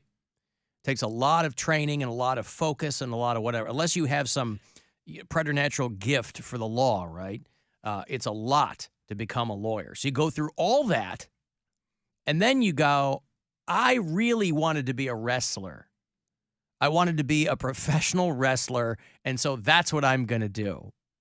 Chris Freiberg was an attorney in Indiana, and he lost 140 pounds. He was a disability lawyer. I guess you're right what you know.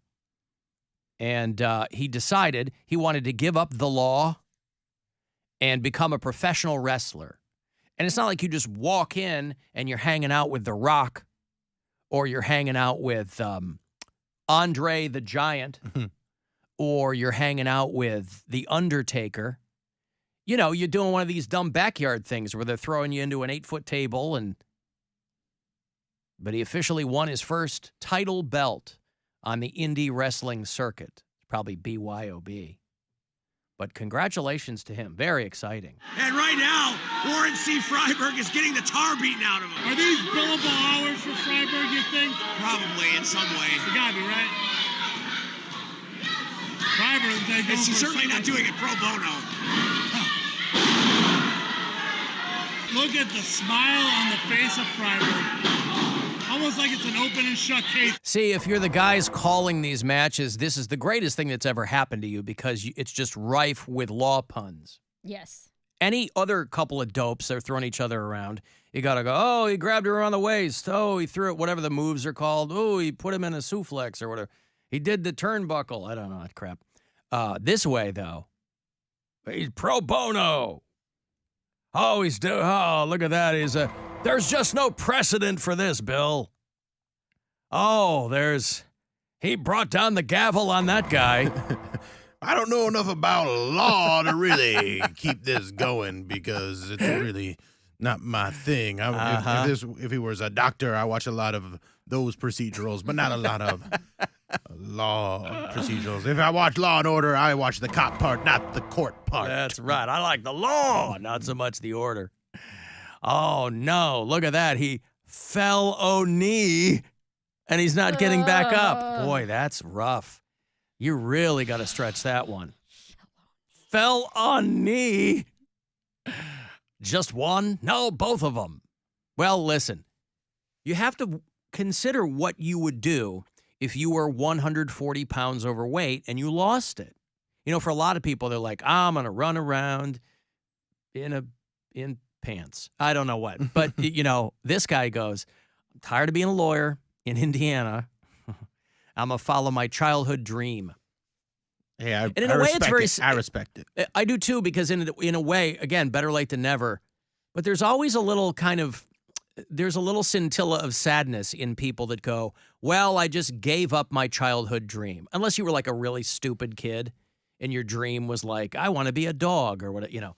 But people are like, well, I had dreams of doing this and then I just didn't follow through with them.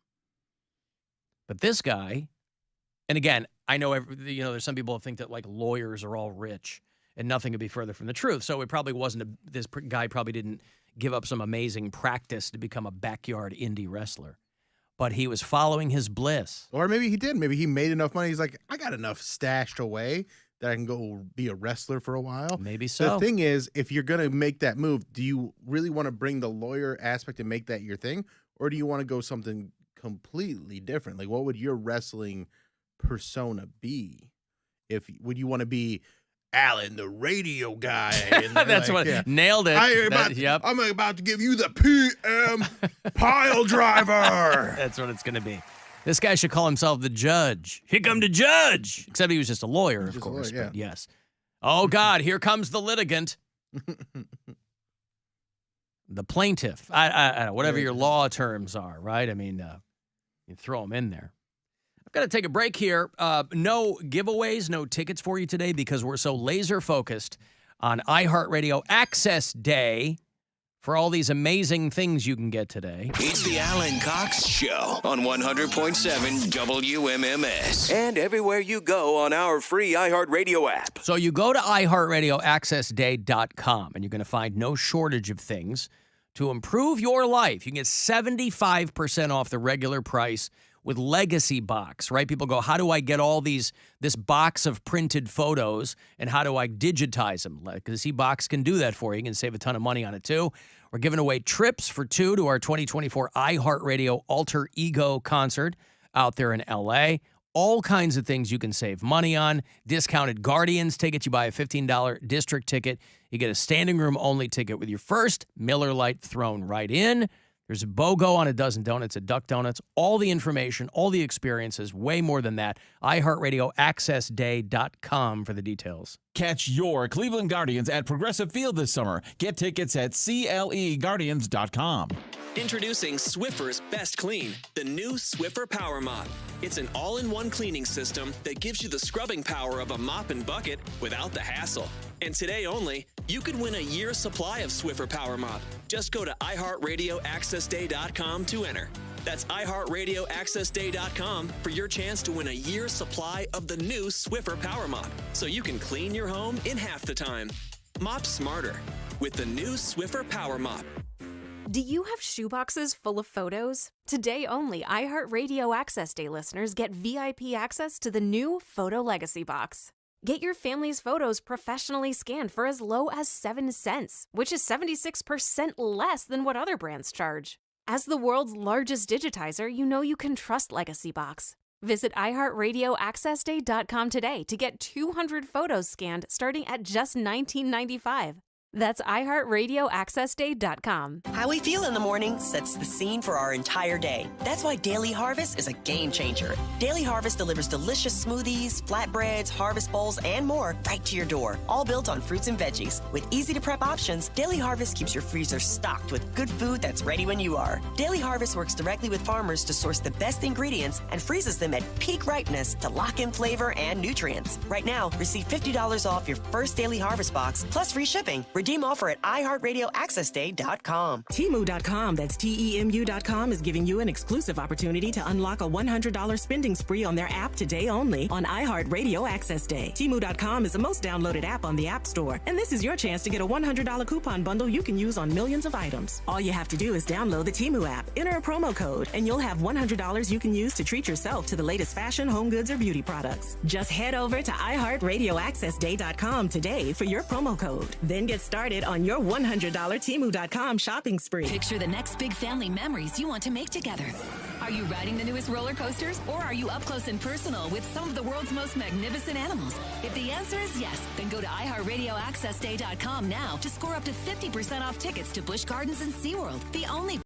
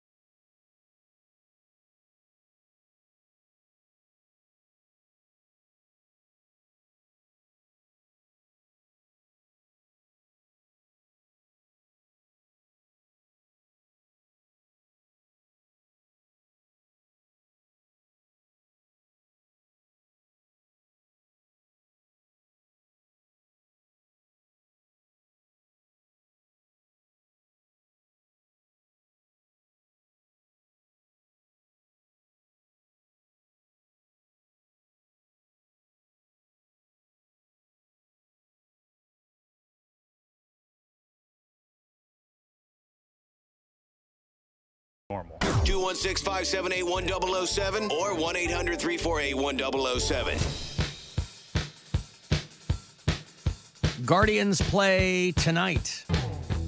12-8 over the Orioles. Last night finishing that series. First of 4 in Minneapolis tonight against the Twins. 7:05 is when that pregame will get going. 7:40 is your first pitch. So they play the Twins tonight, tomorrow, Saturday, and Sunday. Before they come back to host the Red Sox, I will have tickets for you for one of those games tomorrow around 4:20. Cody, you know who this is? A band from Akron, Ohio. It's not the Black Keys. Nope. I don't know. Band called Devo. Josh Freese is the new drummer of the Foo Fighters. He's been getting a lot of attention for all the other bands he's played with. Foo Fighters have been doing like a little aside, a little handful of songs in their set list from bands that Josh Freese has played with. He played with the Vandals for a long time, and Devo, and Perfect Circle, played with the Offspring for a minute, so they've been throwing some of those in there. But Mark Mothersbaugh, was doing ads for Kent State for a while. They're not in the Rock Hall, are they? Their name keeps coming up for nomination, but they're not in yet. But they didn't get in yet.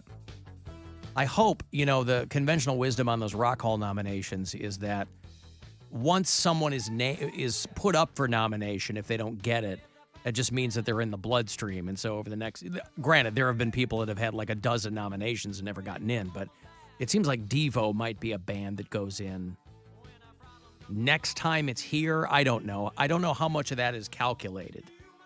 But I would love, if Kraftwerk is in the friggin' Rock and Roll Hall of Fame, then no disrespect to them, but Devo should absolutely be in the Rock and Roll Hall of Fame. Anyway, if you're a Devo fan, there's a Whip It action figure. I've already purchased one. Super7.com's got them. They're only $20. And it's Mark Mothersbaugh in the classic Devo tank top, short, the black outfit, with the red pyramid hat, and it comes with a whip and a bowl of whipped cream so that you can reenact the whole video if you like. And I don't know how many of them they've made. Devo is touring this summer. They're doing Europe. I don't know if they're coming to the United States, but it won't be Josh Freese behind the drums anymore.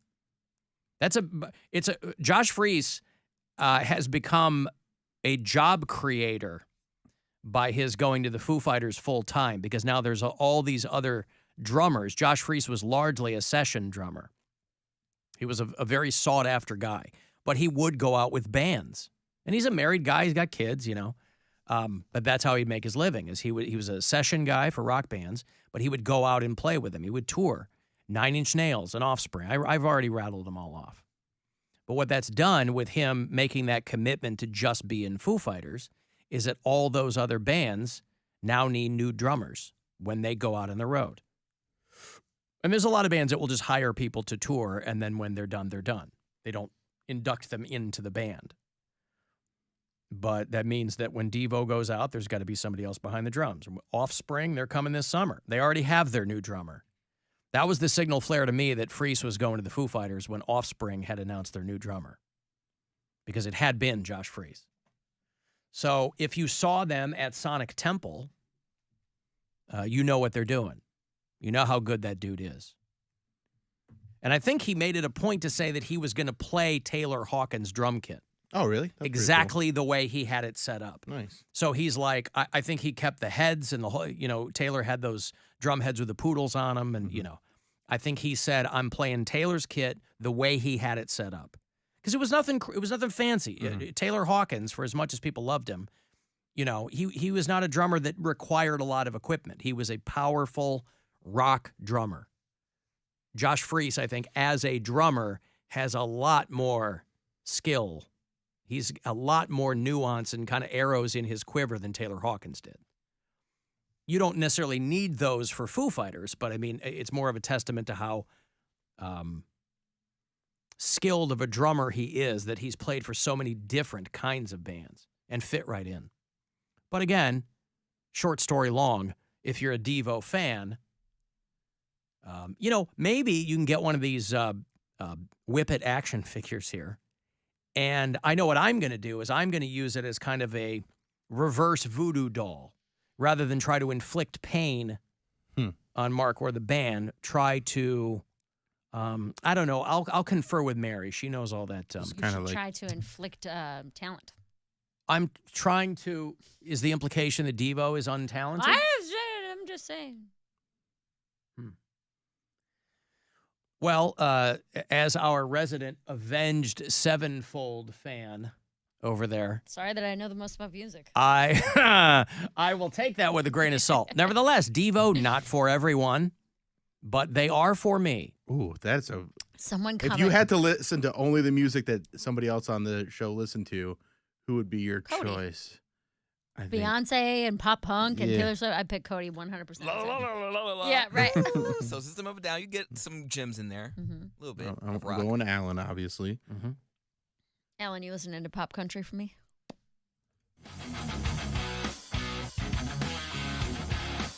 La, la, la, la, la, la, la, la. That's what I'm listening to. You can Just listen to that, this with yeah. me, Mary. How about them? Don't even play it. So bad. Oh, come on.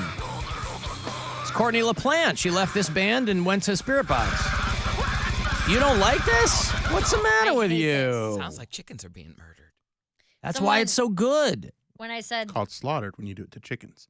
When I said on the show earlier in the week that I liked Avenged Sevenfold, someone sent me a meme on Instagram that was like, Avenged Sevenfold is like if Creed had Tim Burton in it. That made me Yeah, laugh because they all have so dumb hard. names It and made me laugh eyeliner. so And hard. no, listen, it is a very popular band, but I think it's popular because it is hit on a lot of people's ignorance of other bands. Avenged Sevenfold are a bunch of dudes who basically took every great Iron Maiden riff and squeezed it into new, But I am definitely not a fan. It's like Imagine Dragons. Imagine Dragons is a very popular band, but I despise them because I think they're utterly soulless. And I'm no purist, but Imagine Dragons sounds to me like a band where every song is crafted to sell something down the road. Every song they do, you hear it and go, this isn't like a song that's coming from someone's soul. This is a song that's going to be used in a truck commercial or at a Panthers game, or it's, So the very things that some people find attractive in some of those bands are the things to me where because I'm old. I've heard a lot of stuff. So a band like Imagine Dragons, I go, nothing there. But Steely Dan comes from the soul. Well, I mean, yeah. If you're familiar with their art and their lyricism and their music, I yes, just it feel does. like that's But such again, it's all subjective. It's all an acquired taste. But yes, you're not going to hear Steely Dan songs in insurance commercials. Every Imagine Dragons song you can absolutely hear. Oh, they wrote this because they know it's going to be used in But you X, don't know Y, and Z. that. You I don't know why they wrote it. That's my cynical view of them. But I'm just saying, it just so happens that they are have taken commerciality, if that's even a word. They've taken musical commerce to another level. Listen, and it's no dig. Selling out is not even a thing anymore, so it's not even that. This isn't 1992. But every song they have, I never hear it and go, oh, this is really coming from the gut. This is, it's just about thunder and being on a mountaintop. And it's like, it's like this guy poured over a 13-year-old girl's diary and then put music to it. I don't know, man. I'm looking at some Steely Dan songs, and these can definitely be used for commercials. Which one? All of them. Dirty Work, Deacon Blues. A great song for a car, like a insurance. Deacon Blues. Deacon Blues for insurance. Yeah, okay. Well, yeah, I mean, I don't hear it, but, I'll take your word for it. You play this and you're like, hey, you could save 35% on your home and auto. Right. Sounds like elevator music. Well, again, my wife hates him. She calls him Steely Bland and gives me a hard time and says she falls asleep and whatever. But This is the day of the expanding man. That shape is my shame. You couldn't see Flo dancing around to this in a Progressive commercial. see, I know what Bill's doing. He's giving me an opening to play Steely Dan, and I fell right into it. I fell for it hook, line, and sinker because I don't care. But no, I cannot hear this being used to sell insurance or anything like that. Just wait. Oh. Oh, auto insurance is what you're talking about. Yes, okay. Well, let me... Yeah, okay. I play just what I feel. Drink scotch whiskey all night long. And die behind the wheel. They got That you die Life behind comes the wheel. at you fast. You better avoid mayhem like me. Yeah, that's true. Play another one. I'll make it into a commercial. Yeah, we'll be good at this. Yeah. I'll help you. Okay. Except I don't know the lyrics that are coming. Get to hooks, though. Get to hooks. Let me get to hooks. and your remedies. One of these surely will scream. I can't cry anymore. When you take Lexapro, you will no longer feel the need to cry. All right. I mean, it is the song's Black Cow, so I mean, you could be selling Black Cows, I guess, for. Want to change up your drink? Yeah. All right, so fine. They want to bring back the Black Cow. You could use that, but that's a little on the nose. That's what advertising is. You don't have to be subtle. You want to be direct. Yeah, but they do like subtlety, you know? Like the squirrels are running around during the Super Bowl, and then you're like, I guess that was a jeans commercial. I don't Only know. when it's like when sexual stuff, like condom commercials and stuff like that, they like to be subtle. Do it again. Okay, fine. Do something with Hey 19, Bill. Smarty pants. Get to the Can't do middle. anything with Hey 19. Nothing at all. All right, listen. I'm certainly not going to sell these guys out for your little comedy skit. Our little skit. Speaking of condoms, I heard Stansbury talking about it before, that Al He'll be reeling Pacino... in the years with a 15 or 30-year mortgage. From Rocket Mortgage. There you go. You did it. Al Pacino demanded a DNA test, so it wasn't like he was like, hooah, I'll just leave it in and see what happens. He was like, I can't possibly have gotten you pregnant.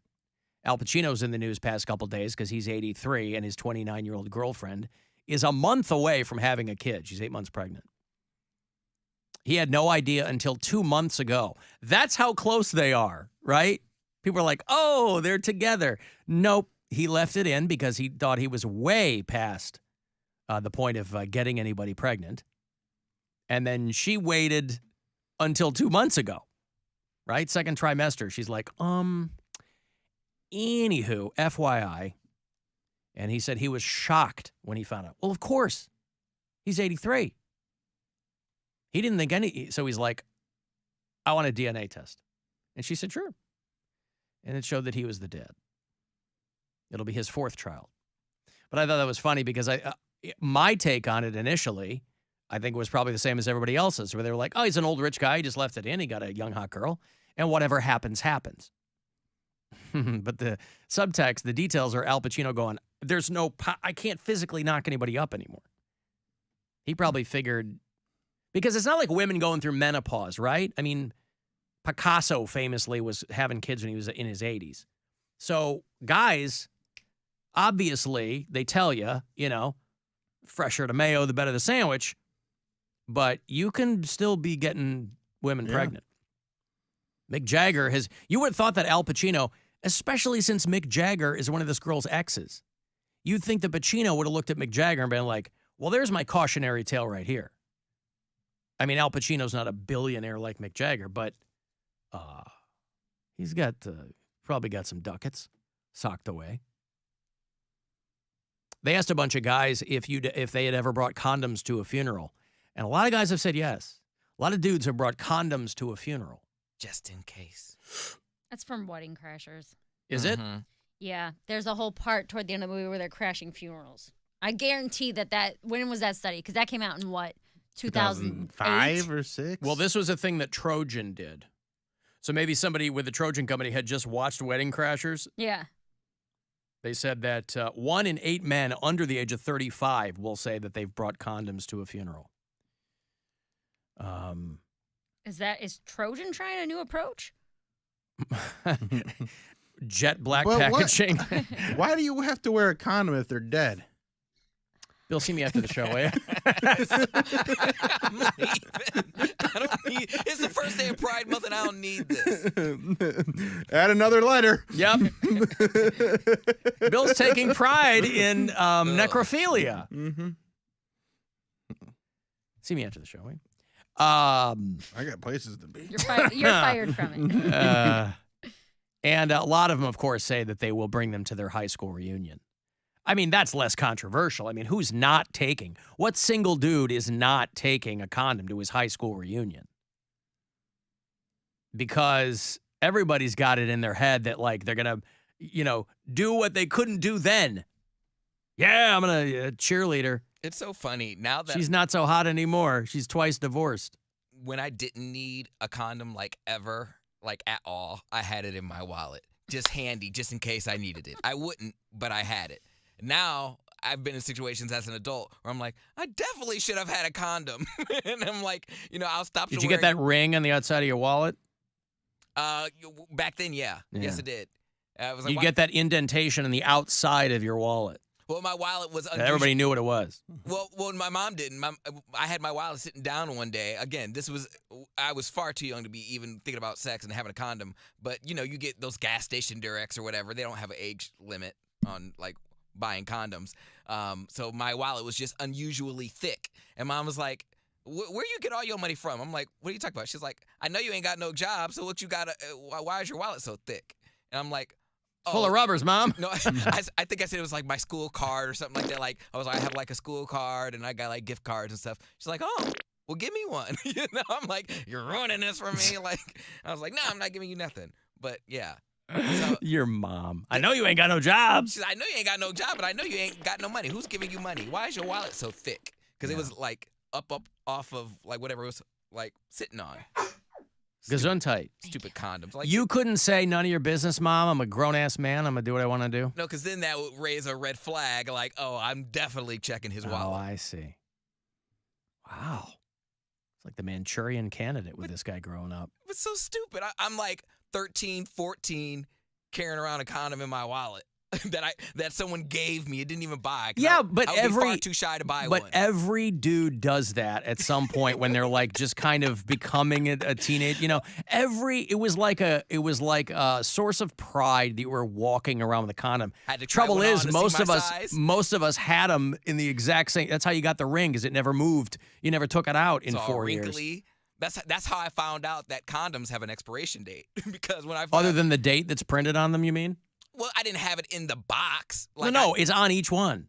I guess I did look, but yeah, I'm not paying attention to that because, again, I'm waiting to use it. And then I actually had an opportunity to use it. Yes, I realize you didn't carry a box of condoms in your wallet.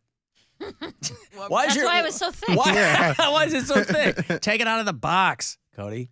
Oh, right. Even better. But I've never seen that before where the lube was just so old and dried. It looked like I was like, was this already used? Like, what is this? No. Why does it look like that? Oh, yeah. If you ever open up an old condom, it's wild because it's all the lube is all dust. Yeah, that's how I knew it. I was like, wow, condoms expire. I had no idea. I was like, well, I'm all still trying to put it on, like crackly. Plan B. Yeah. Oh, God. This is Plan D. Put this on. It's like put on fruit leather. Hey, you have a rubber band and some fruit leather? It's battle conditions. I got to take care of this. I don't Hey, care. listen, I think a positive thing is that the tide is turning in that more and more guys, when asked, will say that they would rather be responsible for the birth control. It used to be like, I'll let her take care of it, whatever. And plenty of women are like, yeah, I'd rather have that too. It's a lot cheaper. Well, Well, or you cheaper don't than have a to, kid. but you also don't have to remember to take a pill every day and the whole thing. I mean, plenty of people like to double up. Oh. Gwen and I doubled up when we were dating. So, but that's birth control and the condom. Oh yeah. Yep. Because you don't want to leave anything to chance. Even though condoms don't break, you know, I was more than happy to do it. I didn't care. Now, this was when I was a 13, 14, 15-year-old, around that area where I had to buy multiple condoms from different brands and different boxes to see what my perfect fit was. Like different sizes and then different. Perfect fit. They all fit. Well, I didn't know. I didn't know if that was a thing. Because I would see, like, the Magnum. I was like... Magnum is all marketing. I mean, you know, it's not 100% marketing. They are a little bigger, but they'll fit. But then I asked my brother, I was like, hey, he was like, you're not a Magnum. he was like, you're not a Magnum XL. I'm like, you don't know. He's like, you're not a Magnum XL. I was like, but you don't know. He's 90% of dudes aren't Magnum XLs marketing. Because every guy is, yeah, give me the XLs. I had a guy one time I hooked up with, and he said... Because I called him out on it, because I will say stuff like that. I didn't really care, because I was still hooking up with him regardless. But he had regular-sized condoms in the Magnum-sized condom box. And I saw it. I was like, why are you... That's hilarious. It was that is hilarious. But in his defense, I don't know if he was trying. It could have been just his... Because I have a condom holder. Like, I have a box holder that I just put all my condoms in. So it could be that. He just cut out the top, and then it had, like, a bunch of condoms in there. And I'm like, bro... This is a different brand and a different size. Why do you have all these in your Magnum XL box? I was like, you're not a Magnum XL. I was super drunk one time with an ex of mine, and we needed condoms. We had just started dating, and we went to the grocery store. Both of us were hammered. This is like day drinking, all day drunk, and I didn't remember what he came out with, but he after it was done and we went to sleep for the night. I woke up. This is such a gross story. I can't even believe I'm telling this. Still in there. It was still in there. And I looked. You had to fish it out with grill tongs. It was because he bought Magnums and he was not even close to being a Magnum. It was so But baggy. why would you do that? Like, that's not the time to delude yourself, It right? was so baggy that it just slipped off. Well, plus he was probably drinking, so he probably wasn't even getting. He had whiskey. Yeah, that's what I'm saying. Probably not even getting to his full potential. But I told you not to buy the Jenko rubbers. I gave him so much crap the next day. I was like, dude, who did you think you were shopping for that this was even something remotely close to what we would do? He's like, I don't, man. I was drunk. I just grabbed the first box I saw. I'm like, okay. I remember Bill might be able to identify with this because your dad is a contractor or whatever. We got told the facts of life really, really young, so we knew what was what. But I remember being in the garage with my dad when he opened up. He had a huge, like a tool chest, one of the tool with drawers and everything. And I remember the first time he opened one up, and it was full of those finger cots. You know what finger cots are? Like the little finger condoms? Yeah, they're called finger cots. But yeah, the latex things that go over the tips of your fingers. Yeah. I go, what?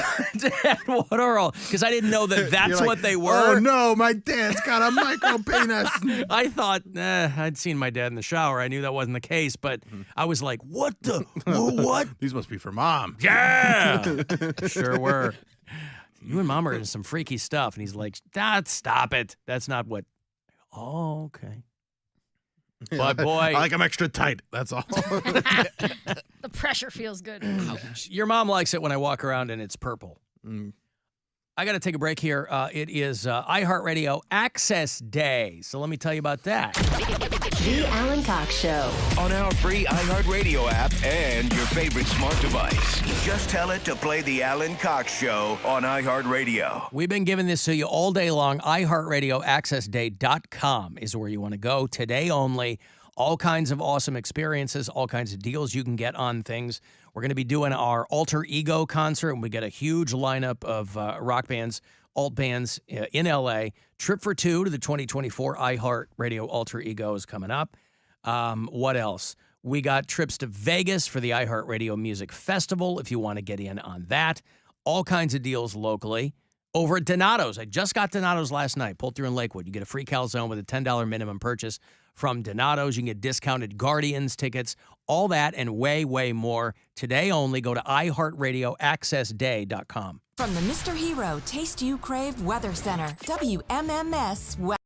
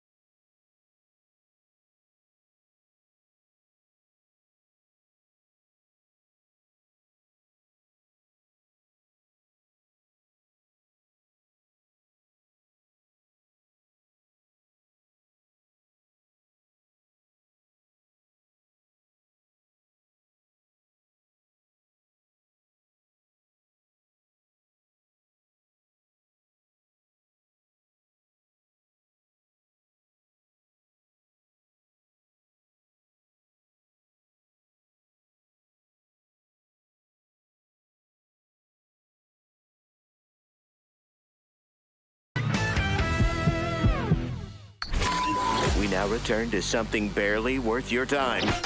Already in progress. The whole thing is f***ing pointless. The Alan Cox Show. On 100.7 WMMS.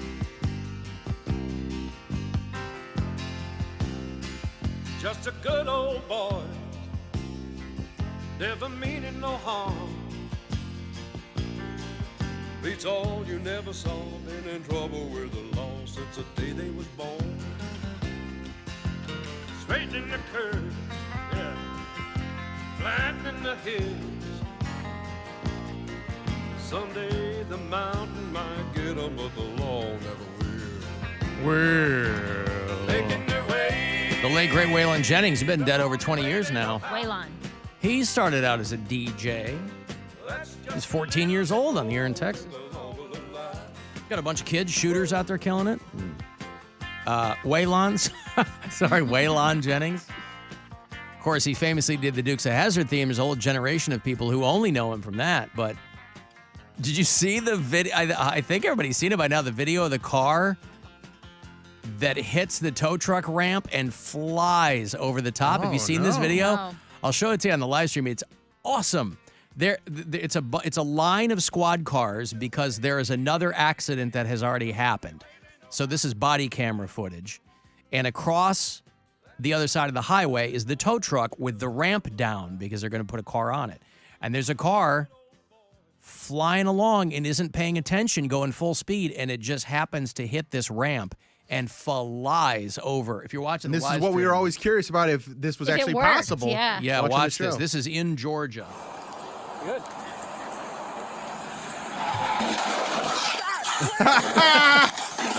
Oh, my God. 10-50 rollover. 1,000 second EMS immediate roll. Partially lands on another car in the opposite lane there. Isn't that wild? So there's all the patrol cars, and then off in the distance, you see an Altima, gray Altima, full speed, hitting this ramp. And they're around 10-50 rollover. I feel bad for I that like the car, cop. though. God damn! That's crazy. Yeah. Just minding his business. He didn't expect to have a car land on his hood. That's dynamite. I know, right? He hits the other car and... Oh, I'd be so Oof. pissed. No, I get it. And they're blasting my Whitney Houston. The next thing I know, That's what you get for not paying attention. Yeah. I'm paying attention. The car came out of the sky. No, I mean the guy who hit the tow truck. That's Not the guy who got landed on. That's what I'm saying. I'm the guy in the car that got Yeah, I landed on. know. Yeah. Well, Poundcake's a top. It's no good, right? I'm driving. I'm a driving. Are you top. also a top? driving top. Yeah.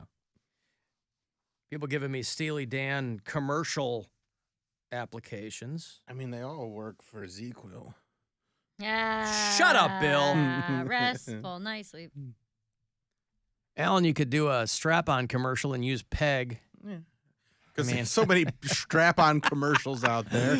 Well, Gotta get the cable word TV, you got to get the word out. They're selling vibrators at Walgreens now. It's a brave new world. But again, you don't have to run ads for them. They sell themselves. You kind of know about it. Hmm. Well, but what you're trying to, you've already reached the people who know about it. You're trying to get the people you haven't reached yet, right? You guys have fans that come to see you. You've already got them. You want the people who haven't seen you yet. You're trying to get as big of an audience as you possibly can. And so the people who are like, I don't need a strap-on commercial. No, you don't. But a lot of other people who maybe haven't ventured. The people that are on the fence. You know, the people They need a little push. Yes. Hey, Steely Dan. It's the song that draws them in. Because obviously people are texting me the obvious ones. Viagra and crap like that. Right. But that's because that's that demographic. I imagine I'm probably on the, even though I am not young, I'm 51, but I imagine I might be on the young end of the Steely Dan demographic. Although. Where do you fall on the strap-on demographic? Oh, I'm right in the middle. Yeah, you are. Yeah. The driver died, somebody said. Is that true? I don't know. I mean, the way you that showed car. us the video. We just found out about it. Why would we know? the way that car flew in the air, I would not be surprised at all. But distracted driver launches off tow truck in jaw-dropping crash. Yeah, that's wild. But I didn't see. I'll take your word for it. But I mean, what are any other good Steely Dan? Sounds like the Weather Channel's local in the 8s music. Nothing says insurance like getting too drunk and dying behind the wheel. Steely Dan is annoyingly boring. It's not for everybody. I mean, I actually enjoy Steely Dan quite a bit. You might have there's a time and a place for it. There's also a renewed interest in them because their lyrics are very dark and they're very snarky and so post-pandemic there are a lot more articles being written by like Gen Zers and millennials who are like, hey, have you guys heard of this band Steely Dan? And it's like, I don't care if people are just finding them now. Better than never finding them. And again, they're not for everybody. God bless my wife. She has taken me to see them on numerous occasions, and she can't stand them. So it's weird how divisive they are because they are like people either like them or there's a visceral hate for them. Right. They hate that they exist. Mm-hmm. But again, they are a band from the 70s. I mean, they broke up after an album that they made in 1980, and then they didn't do anything else until 20 years ago. Their reunion record was the year 2000. But they are primarily a 70s band. All their work was done in the 70s. So it sounds very much like that. It would work for Summer's Eve commercials. Now, again, the fact that they took their name from a dildo, maybe that's just coincidental for the commercial. They could use Kid Charlemagne. Again, these are not like... the lyrics don't punch you in the face. That's why I say Imagine Dragons writes songs that they plan to sell. I guarantee it. There's nothing too deep about them. They're very anthemic. You can pump your fist at a hockey game and, But that's okay. Man, I just can't. You use hockey as an example for Imagine Dragons quite a bit, and I can't imagine hockey fans being all that into Imagine Dragons. I'm not saying they are, but I'm saying I don't think that's like a. I'm saying that music. Song. I'm saying that music is tailor-made for sporting events, truck commercials. I mean, I guarantee you that's where these guys were designing their music. I think so. Yeah. I mean.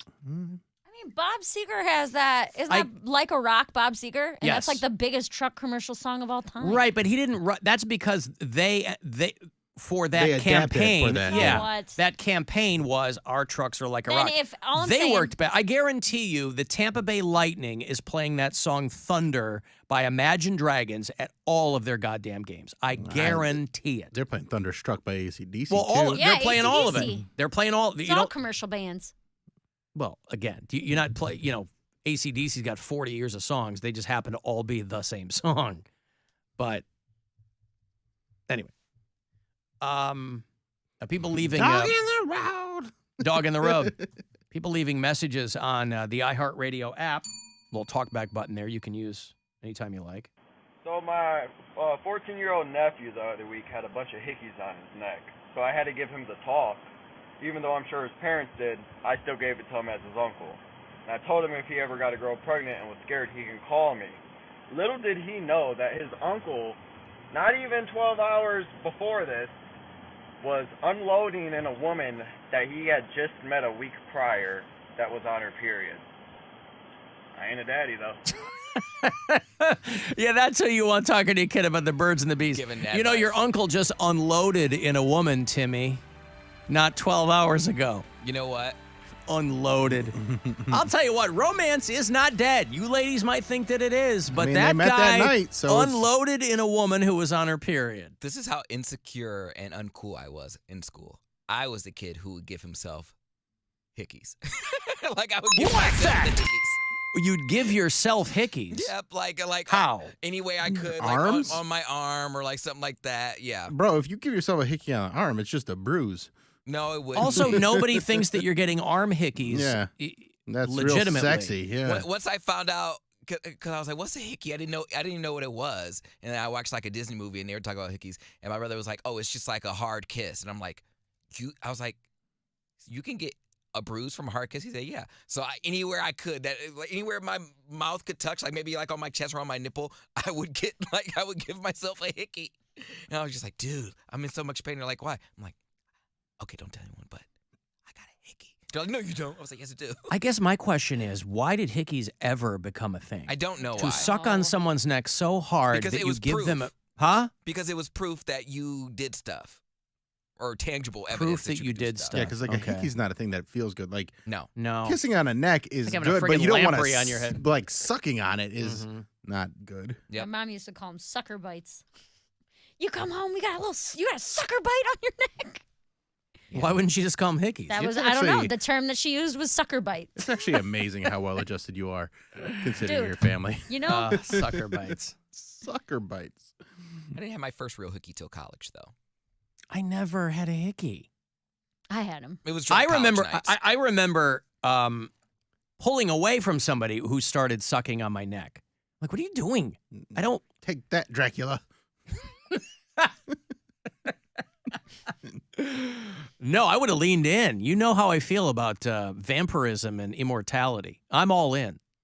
If that was Dracula, I would have given him my whole thing. Come on. You can have all this gorgeous neck. Like a swan I am. I would give it up for When Brian and I first Dracul. When Brian and I first started dating, he stayed over my apartment one night, and in the morning he was like trying to wake me up all sexy, and he was like kissing on the back of my neck and like my shoulders, and that was very, like very nice to wake up to. But then he like started sucking and nibbling, and then he bit me, and I just instinctively threw an elbow backward because he had bit me so hard, and he was like, dude, what the hell? And I was like, do not bite me. I was like, that did not feel good. Not even into the bite. I was like, it scared me more than anything because you were like so sensual and cute and kissy, and then you full on bit me. I was like, dude, that is not enjoyable. He like almost caught one right to the face. Is that because it's lame to ask someone if they like to be bitten? Do you just do it and hope that they're into it, or why would he switch gears like that? I'm assuming he was building up he had to it. probably bitten someone before and they liked it. Right. I do not like being bitten. No. And I figured it Not out even in like a that little moment. teeny bee. A nibble is Yeah. he bit me. Yeah. Like it hurt. A little nibble's one thing, but a bite. And it was like that early morning groggy where like I had Yeah, that's not just the time started to for it wake either, up, yeah. You want somebody to be fully awake when you lay that on them. Yeah, I like he almost caught an elbow to the nose. I was very unhappy with him. Don't bite me, dude. Hey guys, Brendan, hate the show. Hockey player and fan, can confirm. Imagine Dragons sucks. Okay, they're a hockey player and fan. But I bet you hear a lot of their music. Speaking of swans, man, there's wild things going on in upstate New York. We have bureau chiefs in Syracuse. And about 20 minutes outside that city is a town called Manlius, New York. Oh. You been to Manlius? No, just a hilarious name. Manlius. It's the manliest town in upstate New York. There are 4 teenagers who killed and ate a swan. Is there nothing else to do in Manly? It's a small town. It's like 4,400 people, but man, there's nothing else to do. There are 4 baby swans that were rescued, but they ate the mother swan. The mayor had to call a meeting on this. There are some states where you can hunt swans legally. Imagine that. I mean, not in New York State. I don't even know about Ohio. But imagine that you're so bored with every other kind of hunting that you go, I'm going to hunt swans because it's legal. Dude, hunt a Canadian goose. Those things are mean as hell. That's like a feat. Not a Right. swan. They're all elegant and chill. But the town of Manlius, apparently, according to the mayor, is known for their swans. We're known for our swans. They've been part of this town for well over 100 years. I think you should only be allowed to call yourself a hunter. Like, you can go out and hunt with weapons, but I think you shouldn't be able to call yourself a hunter unless you're doing it barehanded. So if these kids what if they strangled the swan? Because it gives you plenty of neck. You know, you can really choke up on that neck. It makes I may noise have like just said those. something dumb. I don't know. That sounds terrible. I hate that. I was thinking, like, did you guys ever have those jibber jabbers as a kid? Oh, When you yeah. had those long- you go, Yeah. That's the sound that the When you're swan- throttling a swan. Yeah. Like Alice in Wonderland, and she's trying to. But imagine that. You're so bored in this town. They go, what do you want to do tonight? Go, we've done everything else. Went to the Circle K. Kids are wilding. These teenagers killed. The police have charged 3 teenagers. Killed and ate a swan. Now, they probably didn't strangle it, stab it or something. But there's a lot you got to work through there, right? I'll tell you what. I hope these rascals got sick. I hope they got some sour tummy or bubble gut for this. There's some punishment for you. Yeah, what did they say? That'll teach you. Huh? Did they say whether or not it was good? They didn't say. How they cooked it? Nope. Nope. No, no report from them as to how it tasted. The young swans will be cared for and returned to the pond. I guess they took it to their aunt's house, and the aunt prepared it. That's some hillbilly crap. Hey, I was going to say, hey, Auntie Jean, can you cook us some swan? I told y'all stop coming around here with that swan meat. I don't know where you're going to get a swan in this town known for swans. It ain't tender. I Nope. told you no more swan meat. It's gamey. Y'all out here strangling squans. Squans. Squans. If I hear that noise one more time. Damn it, Tommy! I said stay away from them squans. I thought it was the Schwann's truck they were talking about, bringing pizza and ice cream right around. Is that still a thing, the Schwann's truck? I think it's for old people. Old people? I always thought that was delivered to people who couldn't leave their houses. So like, no, we they used to were get, old. there was a Schwann's truck. When we lived in Pittsburgh, there was one that would come through our neighborhood, man, and it was like better than the ice cream truck. Yeah, they were making deliveries, but if you got the right guy, it'd be like, hey, you got them ice cream sandwiches on board? Yeah. Throw you a box. Oh, I thought they delivered Oh, man, that's like- old man meals, like meatloaf and turkey dinners. that's meal. You mean Thanksgiving? No, like you know what I'm talking about, where it's That's like Meals meals on on Wheels. and, Yeah. scallop potatoes. Well, maybe I like a scallop potato. Yeah. Maybe Liver. they do that too, but the Schwann's trucks that I remember were primarily ice cream. Maybe there's all kinds of stuff. That might be more of an Illinois thing or just an old-timey thing because I don't know anything about Well, that. yeah, Pennsylvania. We didn't have those in Illinois that I recall, but old man food. All right, well, That's look. how I All right. related Well, it. looks like they deliver a lot of stuff. People like Mary doing the jibber jabber noise.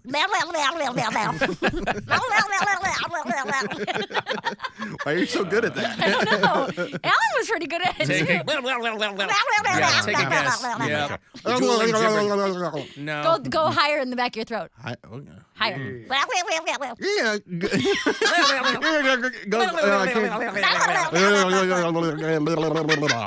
I can't do it. It's such a stupid noise. I'll take the silver. Mary gets the gold. I got a break again here. It is iHeartRadio Access Day. If you go to iHeartRadioAccessDay.com, you'll find no shortage of amazing deals, experiences you can get in on as well. Just today, though. The Alan Cox Show on 100.7 WMMS. And everywhere you go on our free iHeartRadio app. Like a trip for two, we're sending you and a pal to L.A. for the 2024 Alter Ego concert. That's always a big deal. You can get half-off tickets and passes at 5 SeaWorld and Busch Garden parks nationwide. We've also got the iHeartRadio Music Festival coming up as well. Going to be announcing that very soon. We're going to be giving trips for two to Vegas for that as well. That and many more deals and experiences for you all day today and only today. So take a look and get in on it. iHeartRadioAccessDay.com for the info. The Buzzard's getting its beak wet and can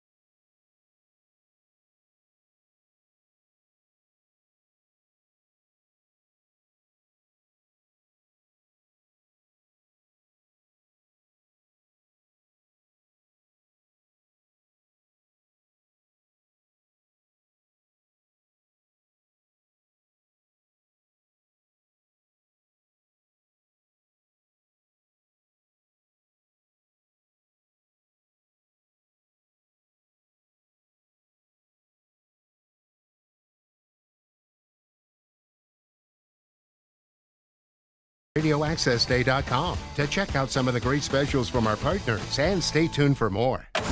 This is The Buzzard. From the Barrio Tacos Tequila and Whiskey Studios. The Buzzard. The home of the Buzzard. This is 100.7 WMMS. Cleveland. Call the Alan Cox Show.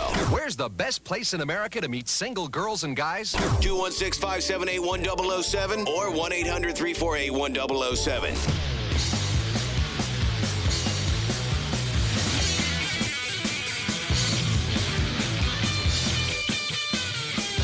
35192. Want to send a text. AlanCoxShow.com. Watch live there. Who's helping out today? No one. No one is helping out today. Whoops. Well, listen, it's okay. It's been a busy week. Bill can do it all by himself. I have the ability. Yeah, he gives people an opportunity to kind of sit in with the show in the video department, but it doesn't have to be every single day. So, you naysayers, not every day can bring us a Gregonery Peaver.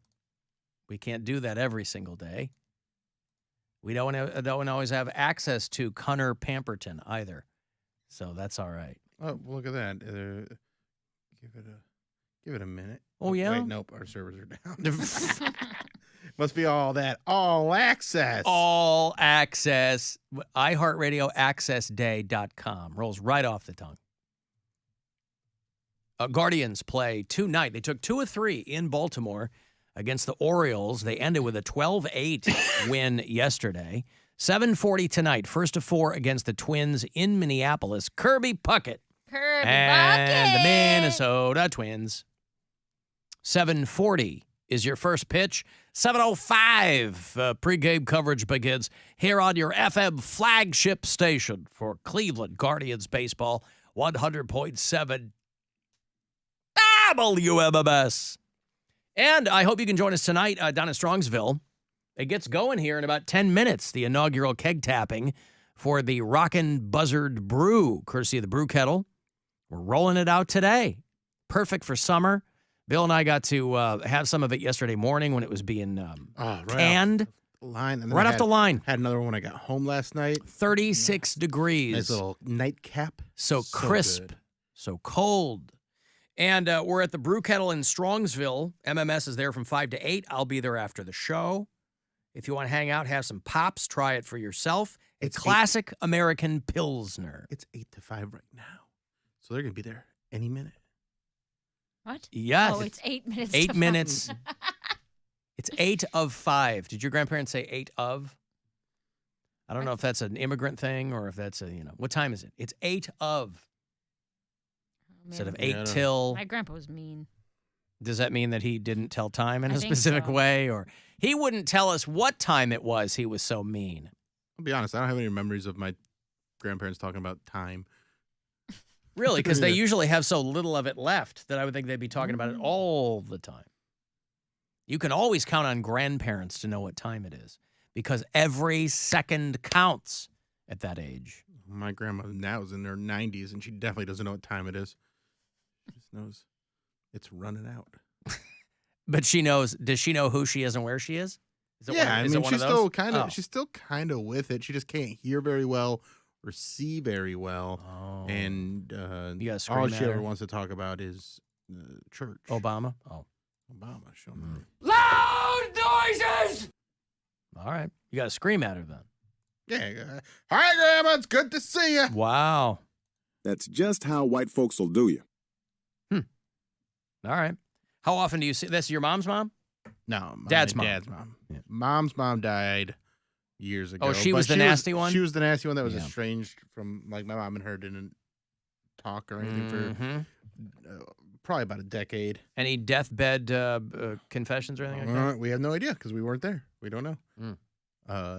And then my dad's mom is in her 90s, and she's still, I mean, she gets around. Like, she's still able to. Like she was dudes? at Mother's Day. Yeah, I mean, that's why I'm so happy for your mom. Yeah, my mom's on that. Her next chapter. Oh, come on. She's got 20 years ahead of her by that math to get Once it they going. figure out Tinder. Yeah. No, it's I saw her at Mother's Day, gave her a big hug and said, "What's up?" Is that what you did? Yeah. A big hug and a what's up. What's up, Grandma? What's up, I said what's up. I said what's up.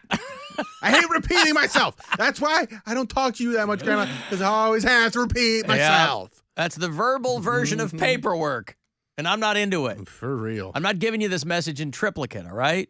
Man, people that tell me the same stories again, like I almost... There are people in their 20s who do that. I know, you don't but have to be old to do that. I know, that's what I'm saying, though. Like, Yeah. I take pride in stopping someone now when they tell me a story that they've already told me. Really? Because there are people that just constantly tell the same stories all the time. And so when it's a story that I've already heard, and I go, I know this one. And Oh, they're like, you don't okay. humor them. And then they hit me with the next one. I'm like, I heard that one too. And then they just give up. See, I think if it makes somebody happy to tell a story, if they tell it well, there's people who can't tell a story to save their lives. It's not their fault. I don't want to hear that. I don't want to hear some meandering whatever. But if it makes them feel good to tell a story, because I got to be honest with you, I tell Gwen all the time, I go, did I tell you this already? Because between that's a Brian every day. Well, I'm like, because- who was I talking to? well, when I right. told this Well, not story? only that, we have the added element of talking Yeah. every day here. Like, So was it's it like stand up? Was it on the show? Right. Did I tweet it? Exactly. Like, where did this I just idea go, I think I want to tell you this, but I'm not sure. So just, I'll just send you a link and you can hear the conversation from the radio. And that's how you can enjoy me. Yeah. Well, yesterday I'm on my way to the funny bus, and you already told me the story, man. Shut up. Shut up, Bill.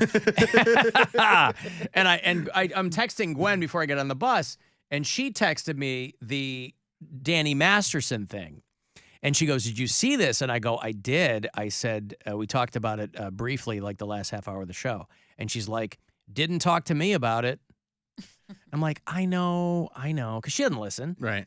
So she's like, I go, okay, I know, all right. So I have to pretend like I haven't spoken, for 4 hours. So I go, well, here's what I did. And Brian will get that way sometimes too. He'll like come home at dinner and he'll be like, "Oh, did you hear that so-and-so died?" And I'm like, "Yeah, we talked about it on air." And then I have to remember that we've already said everything there is to say about it, but he hasn't yet. So instead of being like, "Yeah, we talked about it on air," be like, "Oh, yeah, I saw that," and like let him get his part of it out. Now do that for 30 years, and that's my life. Well, with multiple people over the years, yes. They're all mad at me. I was at East End yesterday, and Marty, who's been on the show before, Martin Malloy, got the notification about Danny Masterson, or saw it on Facebook or something, and he goes, "Oh, Danny Masterson was convicted of rape." And he's like, "Did you hear about this?" I'm like, "Yeah, we talked about it on the show." And he's like, "Oh, okay." And then he goes back to eating his plate of bacon. And then I'm not even joking when I say maybe a minute and a half elapsed. And he goes, "Hey, did you hear about Danny Masters?" I'm like, "Yes, on the radio and just from you a moment ago." And he goes, "Oh, yeah." He forgot that quickly. Forgot that quickly. It's like talking to Now your grandmother. He's got an excuse. He's got a brain injury. What's your excuse, whoever you are? What's your brain injury? As yet undiagnosed. I'm getting to a point where like hearing people talk is even just the thing where I'm just like, I don't need to hear you. Dude, just move to the woods and start making your own cheese. Like, come on. I'm getting that way. You really are. You're gonna be the old shrew who lives in shrew who lives in a cabin. Oh boy. Well, sometimes I just want to ask people like, why are you saying these things? Like, this is not anything. Just want to talk. But why? Like, but why do they want to talk about something that's not like I can feel when someone's not interested in what I have to say. Mm-hmm. And so if I'm showing them no body language, a lot of people have no self-awareness. Right. And they will plow through a story irrespective of what your face looks like. You can stand there going, uh-huh. And they'll have someone that will be like, am I talking too much? And I'll just look at them like, if you have to ask, yeah, what do you think the answer is? Yeah. Alan, I'm a Schwann's truck driver. We have 350 different items we deliver every day to people of all ages. No. Old Okay, men. bye. Old men only. All right. Maybe old ladies. All right. Stop cooking for me, Schwans. Kevin in Ann Arbor sees Schwann's trucks there in Michigan all the time. There you go. A plate of bacon, someone texted. Oh, yeah. It's on my story. Yeah. That's what he got yesterday. He just got a plate of bacon. That sounds delicious. I'm not even going to hate on that. For dinner. That's Yeah. all he wanted. He just wanted a plate of bacon for dinner. Now, how high was the plate piled? I mean, you can see it on my Instagram story. It's not super high. It's probably, How many pieces? let me see, because I don't know. I don't know. It looks like about 5 or 6. Oh, so not 30. Yeah, not 30. No. They had to kill 30 to 50 feral hogs to end up with his plate of bacon. Okay, plate of bacon. All right. Is it like that limp, wavy bacon? Ugh. No. Oh, it's terrible. Crispy, It almost looks pretty burnt. crispy. All right. Looks like it's got some crisp to it. It's long. It's some long bacon. Let me get one. Alan, my two, mom three, also called hickeys sucker bites, See? but my dad called farts fanny burps. Yeah, butt burps. I mean, that's okay. You got to call it something. There'd be a lot of them. You got kids. Farts. Alan, for the love of Steely Dan, please have Poundcake try the jibber jabber noise because he's so good at impressions. Wait, do it again. Your old jibber jabber toy, or strangling a swan. Whatever you need, a swan. Whatever you need to get into character. Not bad. Not great, not bad. I think It's fair to middling. Mary's still the champ. Mary's still the gold medal. She sent me the jibber jabber commercial for people who 1994. who are watching live here.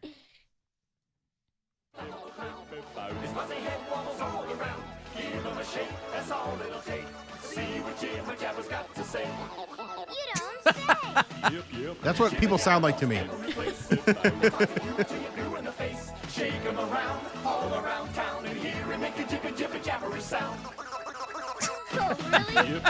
He's the very best talker around. Jibber jabber from Ertl. From Ertl. Oh, God, I yeah, want and the kids dog just goes, say because what? Just because of toys like that. I like how it says all the dumb legalese they have to put. They have to put each sold separately. Yeah, you mean I can't just buy 8 of them and pay for one? Well, now here's Good to my know. question. Did anybody who had that toy actually hold it by its body and like jauntily swing its head around? Because me and all my brothers and sisters grabbed that thing by the neck. Use it as and weapons. shook it. No, like we strangled Isn't it. that what they were doing in the commercial? No, or- they're holding it by its body and Oh, kind of like yeah. jostling it Right. playfully. We had it by the neck and we're like, And it would. You think the audio's great? The video's even better of Mary. The strangling it wouldn't suppress the actual noise from the toy, though. It came from its head. Oh, it did. It had like weights in its head that made I that noise. see. Wow, that's worth looking into right there. Yeah, but we would like strangle it. Hey, give me my jibber. There was just one for each of you. You each had your own jibber jabber. I remember having one. I don't remember if my sisters and brothers had one, but I know we definitely at least had one in the house. Mm-hmm. Alan, fanny burp means something else in the UK. Maybe that's British, Alan. Well, I know Well, that's a 'cause, queef, yeah, right? Yeah. Right? Probably. Queef is such a great word. Oh, boy. Why are there so many parts to that one? Because that's how I wanted it. You just like one part? You like a long one? Like a Chewbacca fart? Whatever you want, Alan. She likes them quick. Yeah. Or sad. Just a little pop. Hello, Pop.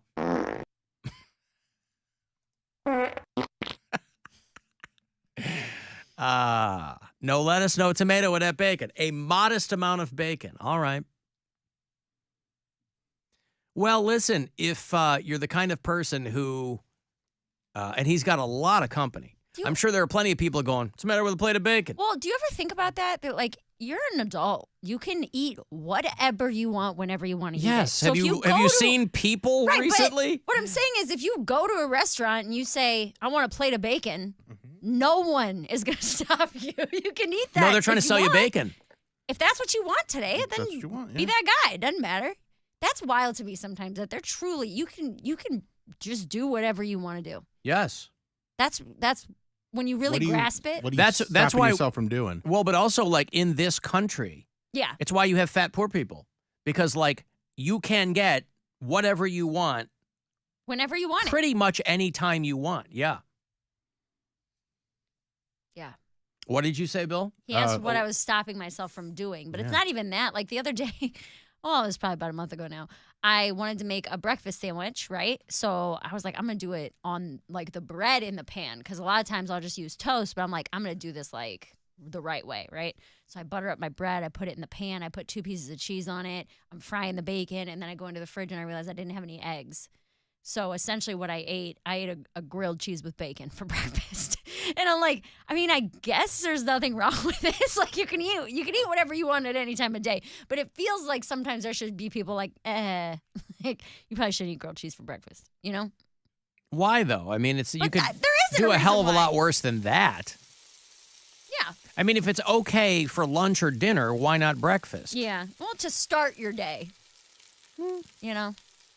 Yeah, I guess. I don't care for grilled cheese, so I wouldn't have it any time. But as far as like Of course, he likes his bread in his bread room temperature and his cheese cold. I never was a cheese. What do you mean bread room temperature? Yeah, you're not warm grilling bread. your bread. You don't like Oh, yeah. I see what you mean. No, I don't. I mean, I'll eat a hot sandwich now and then. I broke that news a couple weeks ago that I had a hot sandwich. I had my biannual Hibarito.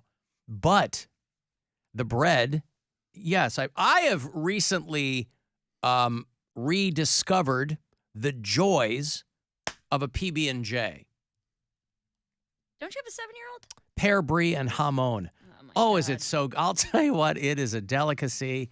No, I do have a 7-year-old, but she doesn't like foods that most 7-year-olds like. She's your kid. She doesn't like cake. She doesn't like pizza. She doesn't, so sandwiches are not. I mean, when she was little, she was living on Uncrustables. Man, Uncrustables rule. Those are dynamite. But no, this past Christmas, because like Trader Joe's and all these stores now, they have like advent calendars that are made of treats. You've seen these? Mhm. So they have little jelly jars in them or whatever.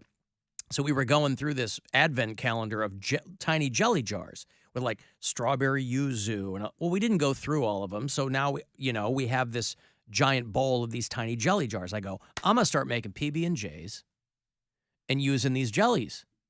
And it's so good. So good. Because all these different... Crunchy peanut butter. Crunchy peanut butter. Yes, the only kind. And...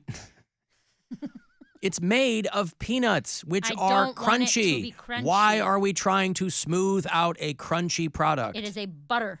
It should be smooth. Oh, well, you can make a case If for they that. sold you butter with curds in it, He doesn't I like don't like butter. anyway. I'm not Maybe- talking to may- you. I'm talking to Bill. Maybe he would like it more curdy. a curdled butter, no thank you. I mean, butter is different than peanut butter, though. not. I like crunchy peanut butter. And then these exotic jams and jellies. So good. Delicious. The things that excite you in your life. Well, I'm not saying they excite me, but I think about food so little that when I stumble onto something Must be nice. or rediscover something where I go, yeah. Because all I'm looking for is a couple of things that I can have all the time. That's all I want. Rather than like, oh, this day and this day, I go, here's 2 or 3 things that I will eat all the time, and that's all I need. 2024, Alan Cox Show, Polar Blast punishment for Alan. We get to choose his meal for lunch every day for a week. No, Oh, I that's already perfect. No, I love that. that would be the same as me trying to eat that stick of butter. Right. I People utterly loved failed it. at that, but I didn't do anything. I couldn't even get it without Right, but retching. We saw you retching, and that was happy. for That was us. happy. That was happy. That was happy. All right, well then give me an example of. I mean, that can be out there in the ether, but give me an example of like, here's a lunch. Are you talking like normal person food, or you're going to try to give me something you think? concoct some Frankenstein Basically, meal. we're Okay. going to get what we want for lunch, and you just have and to eat it with also us. give you a piece. Yeah. Yes. But here's the thing, and I don't know that I'm always clear about this. It's not that I don't like those things. It's that I know that they're not good for me and I won't have them. Step 1, first meal, full bagel with cream cheese. You got to eat both halves. Both halves. And No, cream it's too cheese. much. You got It's too to. much bread. You have to. It's the rule. For lunch? For before the show Your at punishment 2 is p.m. we're going to make you gain 10 pounds. No, because I don't eat carbs after noon. It doesn't matter. It's a punishment. You have to. Oh, it is a punishment. And you do eat carbs after noon. I've seen you drink a Mountain Dew during the show. Or liquid carbs don't count. No. Okay. Liquid carbs don't. No, I'm not. What do you think sugar is? Sugar is carbs. Understood. I'm just saying. I'm not eating. I'm not. Yeah, I might He's have. not doing complex carb. Right. I might have one Sugar during is a the show. complex carb. I'm not. I might. You're probably right about that. I know I'm right. I might have one during That's the show. anecdotal evidence. That's your first meal. Your second meal is going to be He's going to have to get pizza and a salad. pizza and a salad together. Yeah. Oh, God. A slice of pizza and a salad. And you have to finish all of it. Sugar is a simple carb. You're a simple carb. That is very true. Yeah, okay. All right, well, yeah, okay. If you guys go, today you have to eat pizza and a salad, I would go, oh, darn, that would be great. It's just I won't, that's not You something that have I would to. eat for lunch. You have to. You have to Okay. eat It's it your all. punishment. 4 pieces. Of what? 4 pieces of salad? Yes. 4 slices of pizza. That's a whole pizza. No, it's No, not. it's not. Not even close. Depends on how you Where- cut it. yeah, It depends on how you cut it. Yeah, but the pizza that we're getting you is not 4 pieces. Is not a whole pizza. Mm-mm. It's a lot of pizza, but it's not a whole pizza. It sounds like, at the very least, too much pizza. It sounds like the Everything's right too amount much of pizza. pizza. That's the whole point. Is you have to eat too much food for 1 week. Right, but I can't come in here and do the show You have to. in a coma every day. You have to. If you guys do that, I can work around it. I can't do that. I can't come in here We'll ready work to take around you. ready. I can't come in ready to take a nap because I had 4 pieces of pizza. Oh, good. We will load you up with a lot of caffeine as well. Day 3. Oh, great. Day 3. So I'll be fat and vibrating Yeah, all the sure. time. Okay. Day 3 is the Slyman's softball-sized corned beef, extra Thousand Island on the side. Jesus With a Christ. side of pierogies. Oh, God. A side of pierogies. With sour cream. Hey, this isn't enough. Here's a side of pierogies. Oh, God. That's your side dish, is 3 pierogies. I'm not hearing a green. I'm not hearing a vegetable. Nothing. No. Well, pierogies have mashed potatoes in it. Potatoes are That's a vegetable. That's a vegetable. Not a green All right, don't worry. vegetable. On Thursday, we'll get you a burrito that's the size of My head? No, a baby, like Yeah. a legit baby. Like it's gonna, and you. God. And we'll probably get one that is deep fried. And Potatoes are all carbs. Day 5 is an ice cream cake. Ooh, wow. I have No, to eat an the entire whole ice ice cream. cream cake. Wow. My only consolation will be that week will cost you guys about $200. But the Oh thing is, no, we eat like that every day. Yeah, we're gonna get it sponsored. We'll find a way to make this all affordable. What place has pierogies and potatoes and ice cream and pizza We and get salad? different Fair? sponsor each day. The yeah. Fair. Wow. Yeah, it's Fair. the Alan Fair. Cox Show coming to you from the Midway Cuyahoga here County at- Fair yes, Studios. Alan's week of waffle cone punishments. All right. Well, listen. I wonder if we have anything along those lines for iHeartRadio Access Day. It's the Alan Cox Show on 100.7 WMMS and everywhere you go on our free iHeartRadio app. I mean, I don't see anything like that at iHeartRadio Access Day, but you can look yourself today and only today. We've been telling you all day about it. There's amazing items and experiences you can get. Trip or two to Vegas for our 2023 iHeartRadio Music Festival. That is in the mix as well. You can get a $100 savings bundle toward your shopping sprees for the latest fashion, home goods, and beauty products on the Temu app. You can get a 1-year subscription to iHeartRadio All Access and amazing local deals as well. If you want to get into it, you're going to find these and way more, like discounted Guardians tickets, or you can save at Cleveland Clothing Company. iHeartRadio Access Day. It's justtoday.com. From the Universal Windows Direct Weather Center, WMMS Weather. Mostly clear tonight, a low around 60. Sunny tomorrow, upper 80s. Sunny again Saturday, mid 80s. Sunday, sunny again, high only mid 70s. This report is sponsored by iHeartRadio Access Day. Today is the day. iHeartRadio Access Day has arrived. We've got some amazing deals and unique experiences waiting for you. So check out iHeartRadioAccessDay.com right now and stay tuned for more throughout the day. Presented by DraftKings Sportsbook. Check out the iHeartRadio Access Day website today for exclusive offers. Do you have shoeboxes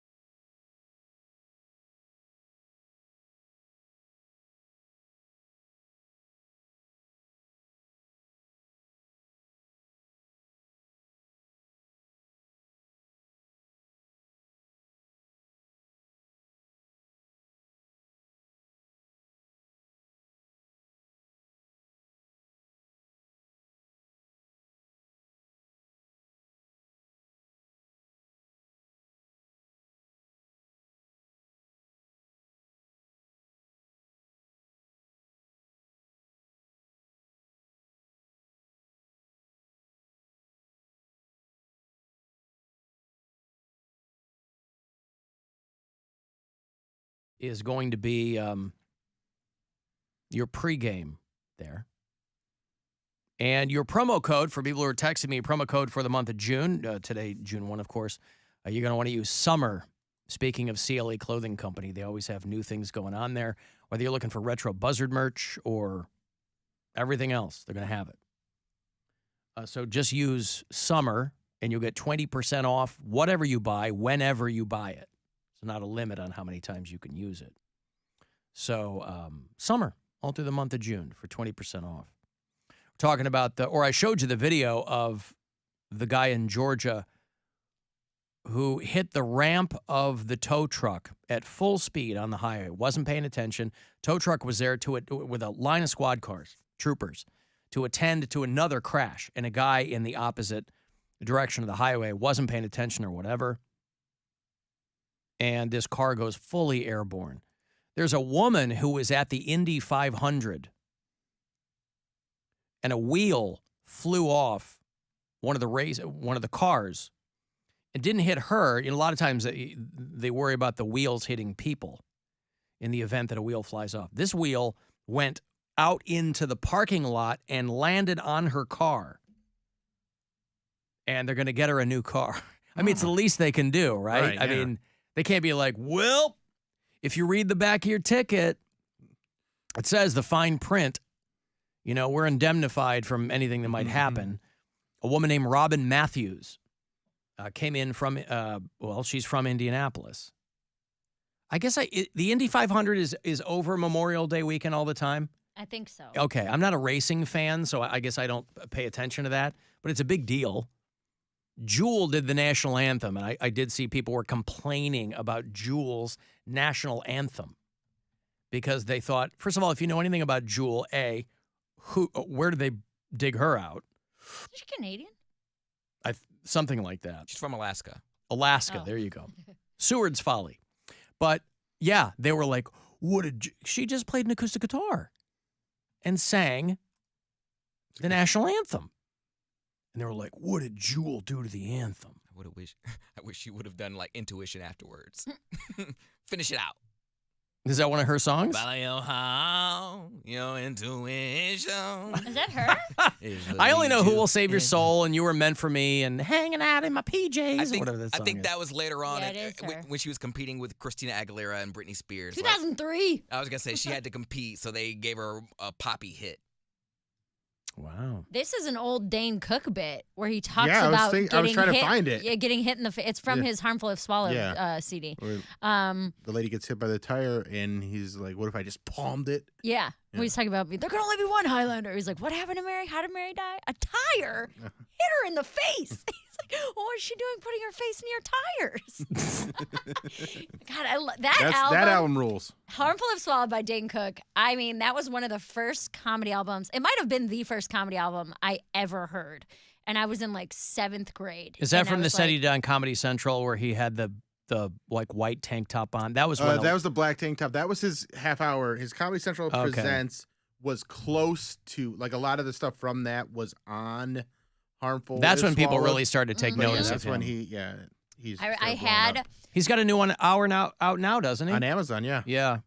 I had a picture of him in that tank top from a Got Milk magazine commercial on my wall in 7th grade because I loved his Harmful If Swallowed CD. And then he did because all the big celebrities, I felt like doing a Got Milk promotion was a huge deal in the early 2000s. Put you in front of a lot of people. And so I had literally that picture of him ripped out of a magazine and taped on my wall. I loved him. It's wild, his brother-in-law embezzled all of his All money his or money, something. yeah. It's crazy. That's another guy who dates teenagers. I was saying, I'm too old for Dane Cook. Yeah. Well, here's a little bit of Jewel. I think this is my just... kids are too old for Dane Cook. I think this is just fine. People didn't care for her arrangement. It's not very traditional, but whatever. At the Indy 500. Can you see by the dawn's early light what's so proud Like this is Sounds great. She did this at the NBA All-Star game. I don't remember people complaining about it then. Maybe well, of course it's a completely different audience too, but I think it's arranged well. I like the bass string is a little out of tune, but I like I think it's great. And bright stars Reminds me of Christmas for some reason. through the perilous fight. I just love that she never got her grill fixed. She just kept all those summer She'd teeth. sell out like Mary did. That's Yeah, right. Sure did. Invisalign over here. Yes. Hey, you know where ma'am. where you can see Mary's teeth next? Where's that, Alan? Foundry Social tonight. Yes. Actually, it's at 8 p.m. So, theoretically, people could go to the Rock and Buzzard Brew kickoff Yep. at the Brew Kettle and then come down to Medina at the Foundry Social and see a comedy show. Last I knew, there were only like 50 tickets left, and that was earlier today. So you should be able to go to foundrysocial.com and grab some, or even maybe try to walk up. There might be some walk-ups, but definitely come on out. I'm excited about it. I've never been to Foundry Social. It's so fun. You weren't with us for the go-kart race? No, I think I was out of town. Oh. Yeah, this is my first time. I'm very excited. By the way, literally, if you are going to go for our Rock and Buzzard Brew and then want to go see Mary, it is a straight shot down. Yeah, right down to 71. Foundry Social. Yeah. Right down 22. Or 22, sorry. Yeah. But yeah, I'm very excited because they're going to have all the games and stuff available to play before the show starts. So I was going to ask where. Okay, I was going to ask if they're going to have if you're going to be drowned out by the arcade No. games. So it's a special event tonight. So they basically bought out the whole place, and then there's 300 seats. So there's going to be a lot of people there, and then the games are available, I think, until 7:45, and then again after the show, because the show's only from 8 to 9:30. And then they got like drink specials. I'm going to stick around and play some games. I've never played duck pin bowling, but I hear it's like crazy fun. Yeah, it's a good time. So Yeah, a lot of fun. yeah, definitely looking forward to it. So it's going to be hey guys, what's going on out here? Hey, no. So anyway, my dad died, and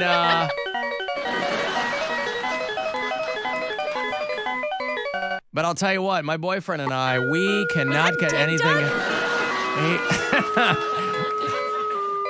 Hey, can you turn down the games? I can't hear anything. I'm trying to tell everybody about. Oh Christ! Come on, man. It's not gonna be like that, is it? No. The games are going to be off Oh, during good. the comedy show. Don't be but you fighting with can- Galaga or anything like that. But they're free tonight. So if you buy a ticket to the show before and after, you can play games for free. All right. And you said there's only half a ticket left? There's one half of one ticket left, which means you can lay with half your body through the threshold of the showroom. Which half of your body? You can go horizontally. You can split it vertically, Yep. however you want to. Face down, ass up. Whatever you want to do, that's fine. No, I think there was like 50 tickets left. Okay. And they set it up for, I think, 280. What? So they set it up for 280. 280 people? Okay. Yeah, so it'll be a lot of fun. Well, I think it's the perfect environment for a comedy I think so show. Too. Wait, you said they bought it out. Who bought it? Is this for the March of Dimes? Who bought it out? The Kiwanis? No, like it's closed to the public tonight. Is there a pancake breakfast? Yes. Wait, so if people come by and they don't, but they want to hang out? You have to have a ticket. You have to have a ticket. The What? only thing going on is comedy with games before The and only after. thing that's going on? Games before and after, drink specials all night. Ah, games before and after. It's one of my favorite Smithereens songs. Yes. All right, well, there you go. Congratulations. That's Mary tonight Foundry Social. at the Foundry Social. Just her and the games will be off. Games will be off during the All comedy right. show. Correct. Well, there you go. Alan, I was just listening to a podcast where a guy was complaining about sound effects, and it brought me to a good conclusion. It would be really entertaining for one day. Give Bill control of the sound effects and let him play those to you. I think it would be fantastic and hilarious. I love you, bye. Bill gets one sound effect. He gets this one all the time. That's the one that I don't like. Oh, I know. There's no logistical way to do that because yes, there is. You're gonna be over here pushing buttons, and I'll be over there. Good. sliding sliders. There you go. Yeah, I have. I'll they're be all next where genning. I am. Yeah. I mean, we could just turn this monitor. You give me that Open wireless mouth. mic. Uh-huh. We could do this. Just move this over here. See, this monitor turns this way. Yep. Can't turn. Yeah, but I have the mouse. Give me the mouse. All right, there you go. Yep, there's the mouse. All right. Yep. I'll make sure you're potted up. All right. It's still a little hard to see. So are we just supposed to be like having a regular conversation? do like a regular episode. Okay, so I'll also anyway, work so this. right. Stuff to touch. So that lady is going to get herself a brand new car because the tire flew off and crushed her car out in the parking lot. And the Indianapolis 500, whoever runs it, they go, "Hey, we're going to get you a brand new car. Don't you sweat it." It's the least they could do. Am I supposed to strap it to my face? The tire? It's my first day. He's getting the hang of it. It's all right. Let me get used to pushing buttons. Context is everything. It's not even pushing buttons. It's hitting the play on the computer. He's all potted up. Whatever he wants to play. Yeah. Do they specify what type of car? Like, is she going to get a race car? Is she going to get a NASCAR car? She got a race car bed, but no, it's like a Chevrolet or something. I don't know. Oh, it's not like supported I don't know by what they're. anybody. No, I don't know. This is not going well. Well, it's his first day. Like, first of all, I had to like. Yeah, it's hard to careen see, my- and it's hard to yeah. navigate with the mouse and. Just start pressing stuff. That can't possibly screw anything up. DD mega doo-doo. That's what she did as she got in the pants. Yeah, she DD mega doo-dooed. Yeah, and then she was like, "That's the sound of her getting hit." All right, There you go. There you- Yeah. Well, it was fun while it lasted. Yeah, you also have those kind of cataloged in your brain Yes, in a I way do, yeah. that makes them easy for you to access. Yeah. I've It's all Greek seen to you, all yeah. that stuff there before, but I've never had to play it on the show. So that was kind of fun. So Mary at the Foundry Social tonight. Nobody gets tickets because of you. Mm-hmm. 8 p.m. It's 8 p.m. You can get tickets because of you. Her boss hugged her and squeezed her breasts, which felt sexual in nature, not like a greeting. Uh-huh. That's right. So the games will be off. Will there be any other sights and sounds at the show? Just me, John Brown, and John Armstrong. 2 Johns and a Mary. Will there be lasers? There Pew, might pew, be. pew. Pew, pew. I've never been to Foundry Social. I don't know if any of their games include lasers. Maybe. Who loves lasers? Lots of lasers. Pew, pew, pew, pew. I wonder if Wavy Davy B is still around. Remember Wavy Davy B? Yeah. I paid him money to cut me a bunch of. This was a guy who was like doing voiceovers out of his house in Wisconsin. Hey, trying to get a business going. I go, yeah, here's some money. Cut me some stuff. Oh, yeah, right. And the thing His was, website site is still there. He didn't have, like, he was doing all the effects himself. Yeah. That was the hook.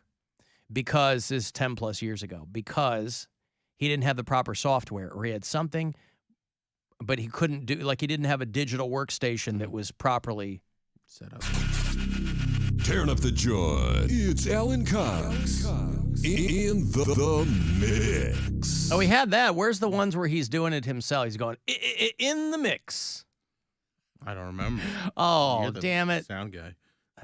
I am, aren't I? The dance floor is getting hot, hot, hot, hot, hot. There you go. Because you have Alan Cox. Oh, come on. The Miles ones are better. The dance floor is getting hot. Because you have Alan Cox.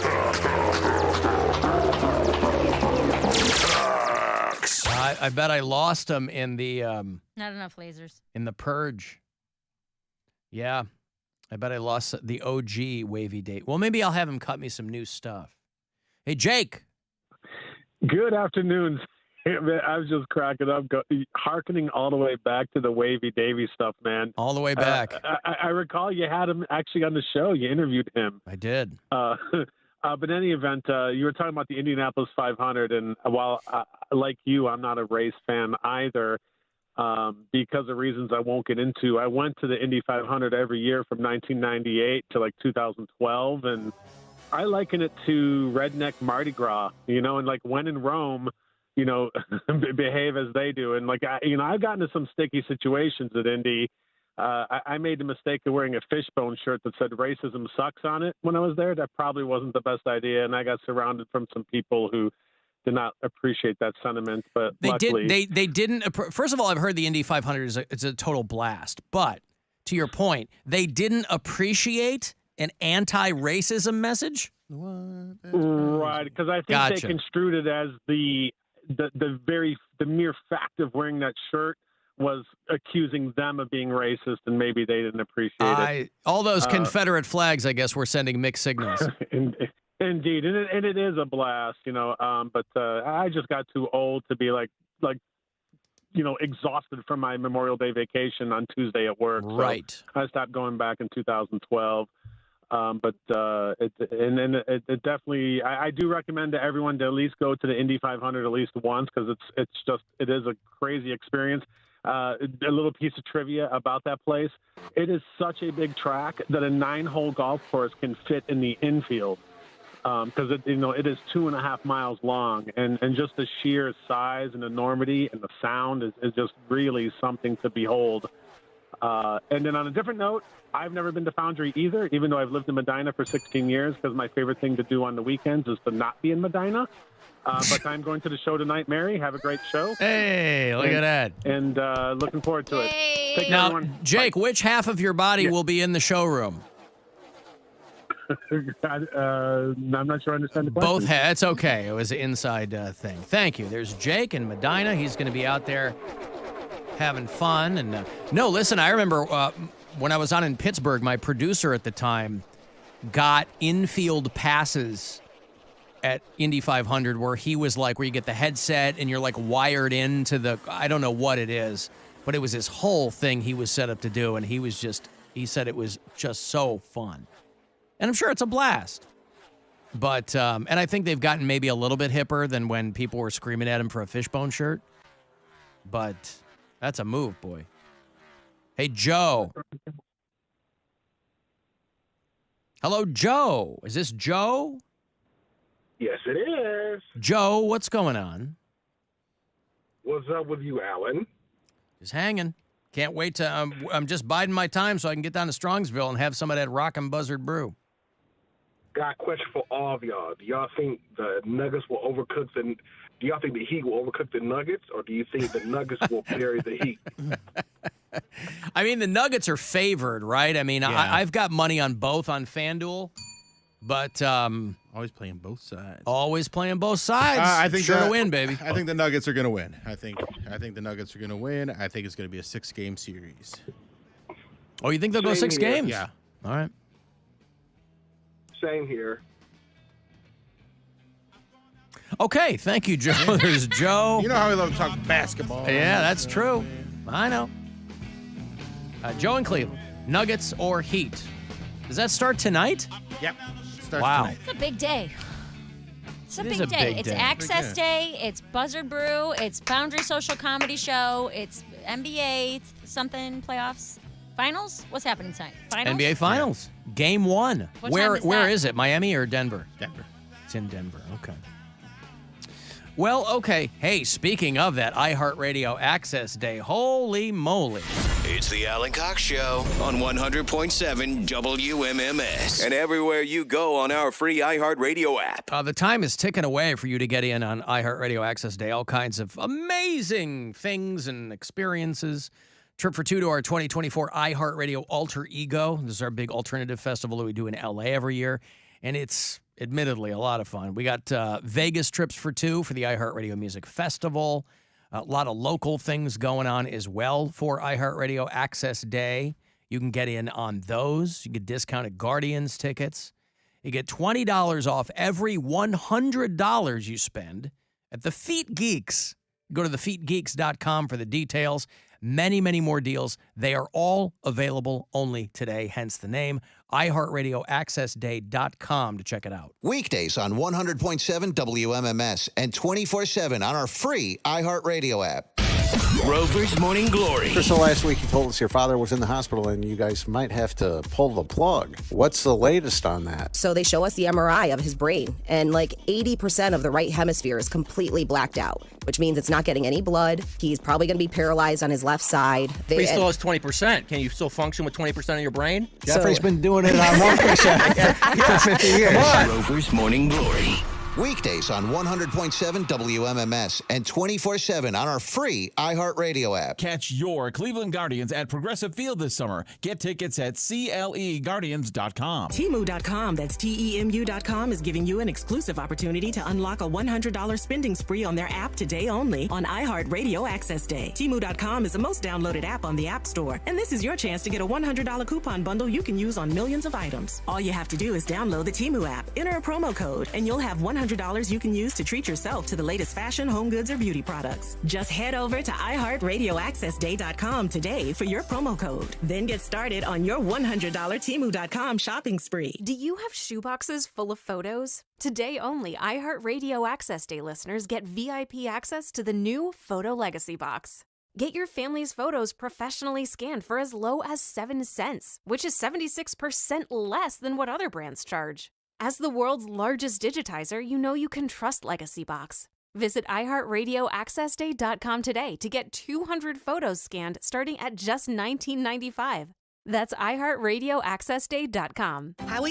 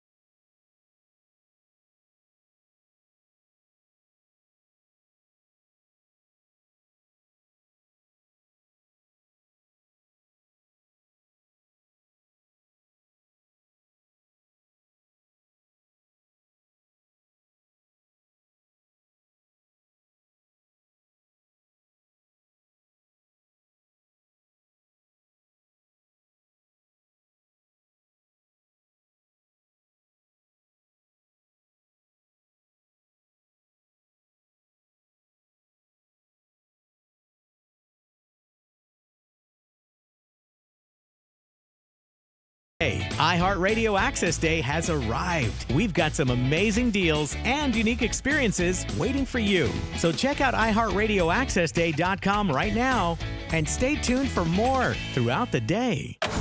This is The Buzzard. From the Barrio Tacos Tequila and Whiskey Studios.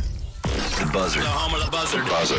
This is 100.7 WMMS. Cleveland. Our phone operators are standing by with their thumbs up their asses waiting for you to call. So call. Call the Alan Cox Show. 216-578-1007 or 1-800-348-1007. They kind of retcon the whole thing. Yeah. When Brad Pitt is kicking the Manson family's ass, it's the best. That's awesome. Such a fun movie. It's super bloody and gross. Yeah. But like over the top. Yes. Have you ever done like Tarantino movies, Mary? Because I know you. Not all of them. I've seen Pulp Fiction. I think I saw Diamond Dogs like forever. They're all Reservoir really Dogs. long. Oh yeah, Reservoir Not Dogs. Ted Lasso. They're just all really long. Yes. That's the thing. Django was great.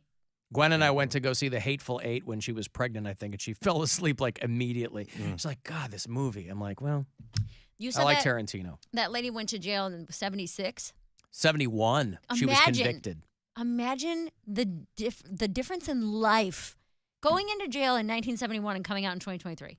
Just the sheer amount of technology and like that would be. I wonder, like, you Well, know, I mean, she hasn't been in a box. I mean, she's she doesn't aware have a of. smartphone. She doesn't have the internet. I the don't know. internet was not around in 1971. No, but I bet she has it now. I mean, I think that. They don't have internet in your prison cell? In the library? No, in the prison library? I bet they do.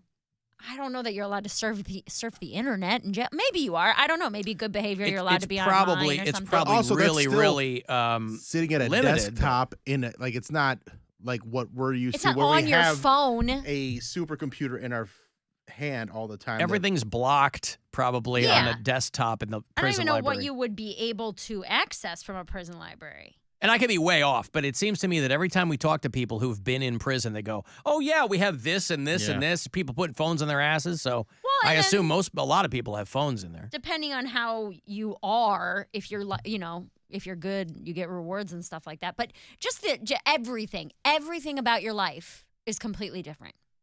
Yes. Ring doorbell. Think about that. A video camera doorbell. Yeah. Little inventions like the fact that no one has a house phone. you know? Right. Like, that's crazy. It's going to be so hard to adjust. But again, you've been in there. Did she kill someone? I Or don't. she just was conspiratorial in it? Yeah, I don't remember who killed. Because Charles Manson never killed anybody. Right. For as That's long- why he was was just a mastermind. Yeah. Who were the killers for Charles Manson? Susan Atkins, Patricia Krenwinkel, and Leslie Van Houten. Oh, Okay. she did. Okay. Well, Killed then- 7 people. Linda Kasabian was the one who flipped on all of them. And Then she deserves to not understand a ring doorbell. Charles Manson, the son of Cincinnati, Ohio. Yeah, Tarantino movies I like, and of course he's making news again because he says that like Ryan Reynolds movies don't exist. Because he always said that he would quit after 10 movies. And he seems to be holding to that. He's got one coming next year, and then he says he's out. And I think it's probably a combination of he doesn't really need to do it. The business has changed so much, and he's just getting crusty about it. I can fully understand if you're a longtime director and you're like, I don't want to put my heart, blood, sweat, and tears into something that's going to be on Netflix with 4,000 other movies. Like, these are people who got into filmmaking because they love going to movies. And I can't imagine anybody who kind of exemplifies that more than Quentin Tarantino. So, but like, I still haven't seen the Grindhouse movies. Really? There's Planet Terror and Death Proof. Yeah, I just never, because everybody's like, oh, one's so much better than the other, but there seems to be no consensus I liked them on both. Really? And I had a good time when I went and saw them. I mean, it's definitely not a normal Quentin Tarantino experience seeing that movie. Yeah. But I thought it was fun. I thought it was funny. I thought he just did one of them, didn't he? Rodriguez Did one of them, and do then the other Robert one? Rodriguez, his Yeah. one was the Planet Terror Terror one, and that one was a good time too. And they were short. They were both, I think, like 80 minutes long, so they just kind of flew by. And you got what's her face with a machine gun leg, Rose McGowan. Yeah, love that. If only she'd been able to use that on Marilyn Manson. But I liked Inglourious Bastards. I like Django. Kill Bill's great. Dusk Till Dawn. Jackie Brown. Jackie Brown rules. Love Jackie Brown. I wasn't like a big Kill Bill guy. I love Kill Bill too. They're fine, but I saw them once and that was fine. Kill Bill was one that, like, the first one came out when I was in the Philippines, and so I watched it on like this little tiny TV when I wasn't supposed to be watching movies, and loved that. And then when they released the volume 2, I got to see that in the theater in America, and I was so pumped for that. And I was just, it was one of the first movies I saw when I got home, so I was just happy to be in that experience. If you've ever seen they do a lot of stand-up shows, but bands and things too. If you've ever seen a show at the Vic Theater in Chicago, they do a thing called the Bruin View. I don't know if they still do it. It might have been a casualty of COVID, but they do a thing at the called the Bruin View where they have like all their bars are open and they're just showing movies on the screen. And a girl I was dating at the time when Pulp Fiction was out, we went to the Bruin View and saw Pulp Fiction, and we were blazed out of our gourds watching Pulp Fiction. And it was years later, I'm like, I got to watch Pulp Fiction again because I remember it, but I need like a baseline of if it's as good as I think it is. That Taylor Swift amnesia. Yeah. So, yeah, they're all, and Once Upon a Time in Hollywood was a lot of fun. That one was so much fun. Inglourious Bastards rules. Yeah. I think his movies are very, very fun. Inglourious Bastards, I saw on opening night with a full theater, and the thing about his movies is they're comedies. They're very funny, right, for the most part. Especially like Inglourious Bastards is hilarious. Pulp Fiction's a comedy, like that's hysterical. Once Upon a Time in Hollywood has a ton of like laugh out loud moments, and so does the Hateful Eight. Hateful Eight. Well, in Inglourious Bastards, Eli Roth, who's a director, but he played the Bear Jew, the guy with the baseball bat, and it was originally Tarantino wanted it to be David Schwimmer. I remember reading, and he didn't want to do it or couldn't do it or something. And he was like, all right, so, I mean, Eli Roth is just a fellow director. And so he put him in it. But I think the story was supposed to be Schwimmer. I'm like, that would have been interesting. But Diane Kruger's Foxy and Christoph Waltz, that's the first time people saw him. Yeah. Because in Django, he's fantastic too. And again, which one is he in that? He's the main dude, like the German hunter. Yeah, the German guy. Did anybody watch The Consultant? Is that wait? It's the Amazon Prime show that he did. Like, I think it dropped a few months ago. No. I didn't hear anybody talking about that. I thought it was awesome. I never hear it. Well, you know, being the hipster TV watcher that you are. No, it's I don't have a secret back door to these streaming services. I'm watching the same. I have access to the same thing everybody else does. All right, fine. Well, check out The Consultant. Tell me if you like it. Brian was watching some weird Nicolas Cage cowboy movie last night. God, what was Nicolas it? Cage at any given time has about 5 movies out, so it's hard to nail him down. Oh, I know what you're talking about, though. What was it? It was the Old Way. Yeah, The Old Way. I heard that kind of stunk, though. He was asleep in an hour. I still haven't seen The Unbearable Weight of Massive Talent. I love that. I thought that was a It's really got fun one. 1.5 stars. Yeah, I heard it kind of stunk. Well, because that's the thing. Nicolas Cage does so many movies that you're like, the same guy is choosing all these scripts. And some of them are awesome. Like he did a movie called Pig. I don't know if people saw it. But Brian saw that. It's about a truffle pig. Dynamite. It's so bad. It's so bad. Oh, you didn't like it? It's so stupid. It's I thought John it was- Wick with a pig. I thought it was great. They steal his pig and he goes on a killing spree. I thought it was great. I mean, it was fine. It's one of my favorite episodes of Community is where they have to decide whether, like, Abed takes this film class on Nicolas Cage, and you have to decide whether he's good or bad. And he can't figure it out because some of his movies he's excellent, and other movies are just so terrible and so weird, and some of the choices he makes, and it just it drives him insane. I don't care what Nicolas Cage ever does again. Mandy, for me, gives him a free pass to do whatever. He's got Mandy rules under his belt, and that for me is... Mandy, the first time I watched it, I was kind of like, I was in also a weird place in my life, so I wasn't all the way there, but then I watched it again. I was like, okay, this movie's great. I love it. It's just a movie I can watch on a loop. I love that movie so much. Have you seen that one, Mary? No. Watch Mandy. Brian has seen it. I bet you'd hate Mandy. He went on a Nicolas Cage like a couple months ago. He went on like a Nicolas Cage spree. He watched the Willy Wonka one. No, Willy Wonder's Place. Wondrous. Yeah. What is that called? Willy's Wonder House? Something like Willy's that. Wonderland, I think. Something like that. He watched that one. He watched the pig one. He watched Mandy. He watched... So he's watching all the newer Nick Cage stuff. I always like going back and watching Willy's Face Wonderland, Off yeah. and I like National Treasure. The Rock. Big fan of National Treasure. And Con Yeah, Air. we just watched those a couple months ago with our daughter. They're fun. Yeah, they Very were. fun. I had never seen them, and Gwen was like, "We should watch National Treasure." I'm like, "Okay." I'd never seen. They're Disney movies. I mean, yeah, they were fun. I rewatched Knowing. Love that movie. Never seen that one. Renfield is streaming now. I forget wanna about see that. Renfield. I want to I watch heard that that. was really good, yeah. Anyway, Nicolas Cage is an actor Yes, he is. who has done a lot of films, but Leslie Van Houten, they're saying, for now, the California Parole Board has recommended that maybe they can let her out. And that as a woman in her 70s, maybe she won't kill any more people. So we'll see what happens there. I mean, that's a big bet to take, right? Like you gotta I hope. mean, we hope she's not gonna not a guarantee. Like, hey, we're gonna let her out because she's not gonna kill any more people. Right. But it'd be like if we feel like she's not gonna kill any more people.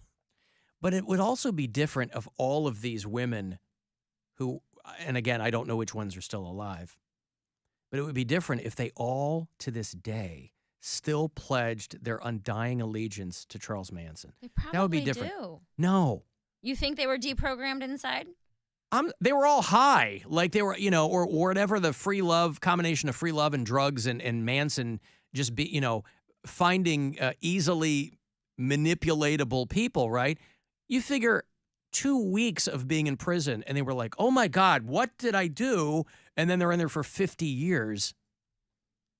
If these people came out and they were like, we still love Charlie, boy, that would be. We're Charlie's angels. Yeah. I mean, that's maintaining a connection from beyond the grave. But I bet you 1 month into these prison stints, they were like, I have ruined my life. Charles Manson is a moron. That was dumb. Yeah, why did I do that? Yeah, I really got worked up over all that stuff. That was pretty stupid. Because probably for a while you think you can hang your hat on maybe an insanity plea. And again, I don't know chapter and verse of that whole Charles Manson thing. I just remember my mom talking about it because Sharon Tate was so beautiful. And she was she an actress or something? She was. She Okay. was married to Roman Polanski. She was pregnant when they killed her. Oh. But she What got did they do with the baby? she got Also died, I believe. yeah, the lion's share of the attention because she was kind of an actress on the rise. But a lot of other people got killed. 7 people got killed. There's a Polish artist, Wojciech Wachowski, he got killed. Laurel Canyon and La Bianca, the neighbors, the whole thing. They really went around. But Sharon, and that's when Roman Polanski kind of decamped to Europe. That and the whole raping a 13-year-old in a hot tub, I mean, that'll get you too. But the post-Manson murders, he was like, I got to get the hell out of here. But my mom was, Sharon Tate was so lovely. She's beautiful. I'm like, what was your favorite Sharon Tate movie? Nobody knows a movie Sharon Tate was in. She was famous for getting murdered by the Manson family. But she was an actress on the rise, I guess, too. So that's got to count for something. Everybody's on the rise at some point. Did Mary watch the new season of I Think You Should Leave? Absolutely not. That's the best show you can watch. Banned in my household. I will tell you. Oh, here we go. I got home It's actually pretty good. That's pretty fun show. I got home last night and turned it on. And I was like, Hey, come on back to the right side, no. baby. It hasn't hooked me yet. The won't. whole like, Don't waste your time. I have everything on my phone. I'm like, okay. All right, you got me. But then like again and again. I know that the whole point is he just hammers it into the ground. And sometimes that's funny. That was not hitting me last night. Oh, man, that like, one, I love that one because when he's like, my mom got robbed. They're like, your mom's texting that she got robbed? No, the guys are texting her. They got her tied up with her. I thought it was hysterical. I mean, then, I'll go through them, but that first one I was like, man, this is not hitting me. What right. about the dating show with the Nope. here for the zip line? No, I mean, it's not hitting me yet. Color Out of Space. That's another great Nick Cage sci-fi movie. It's an old Lovecraft book. That was the last movie I saw at Tower City before they shut it down. It was me and 2 other people on a Sunday watching Color Out of Space. As the sirens pierce the downtown Cleveland air, I have to take a break. If you want to get the last word in, send me a text, 35192. Heading to Strongsville for the inaugural Keg Tap. It's happening now. MMS is going to be there until 8 o'clock if you want to join us at the Brew Kettle for the rollout of the Rockin' Buzzard Brew. Oh, and it's iHeartRadio Access Day, too. It's the Alan Cox Show. Everywhere on our free iHeartRadio app or whatever smart device you have. Just tell me to play the Alan Cox Show on iHeartRadio. Oh, boy, that Access Day. Look at that. Oh, my goodness. So many deals and experiences today only. Hence, all the access. Trip for 2 to Vegas, giving that away for our iHeartRadio Music Festival, which is happening very, very soon. You can get $50 off your first box of healthy meals delivered to your door from Daily Harvest, plus free shipping. Get a 1-year subscription to iHeartRadio All Access. You can get discounted Guardians tickets. You can get deals at Donato's. Just had Donato's last night. Free calzone with a $10 minimum purchase from Donato's. You can save at Cleveland Clothing Company. You can get $20 off every $100 you spend at the Feet Geeks, and way more. It's tip of the iceberg. Deals, experiences, all of it today only, though. So get in on it. iHeartRadioAccessDay.com to check it out. This is Eric Dickerson. Here's what's trending on the iHeart Sports Network.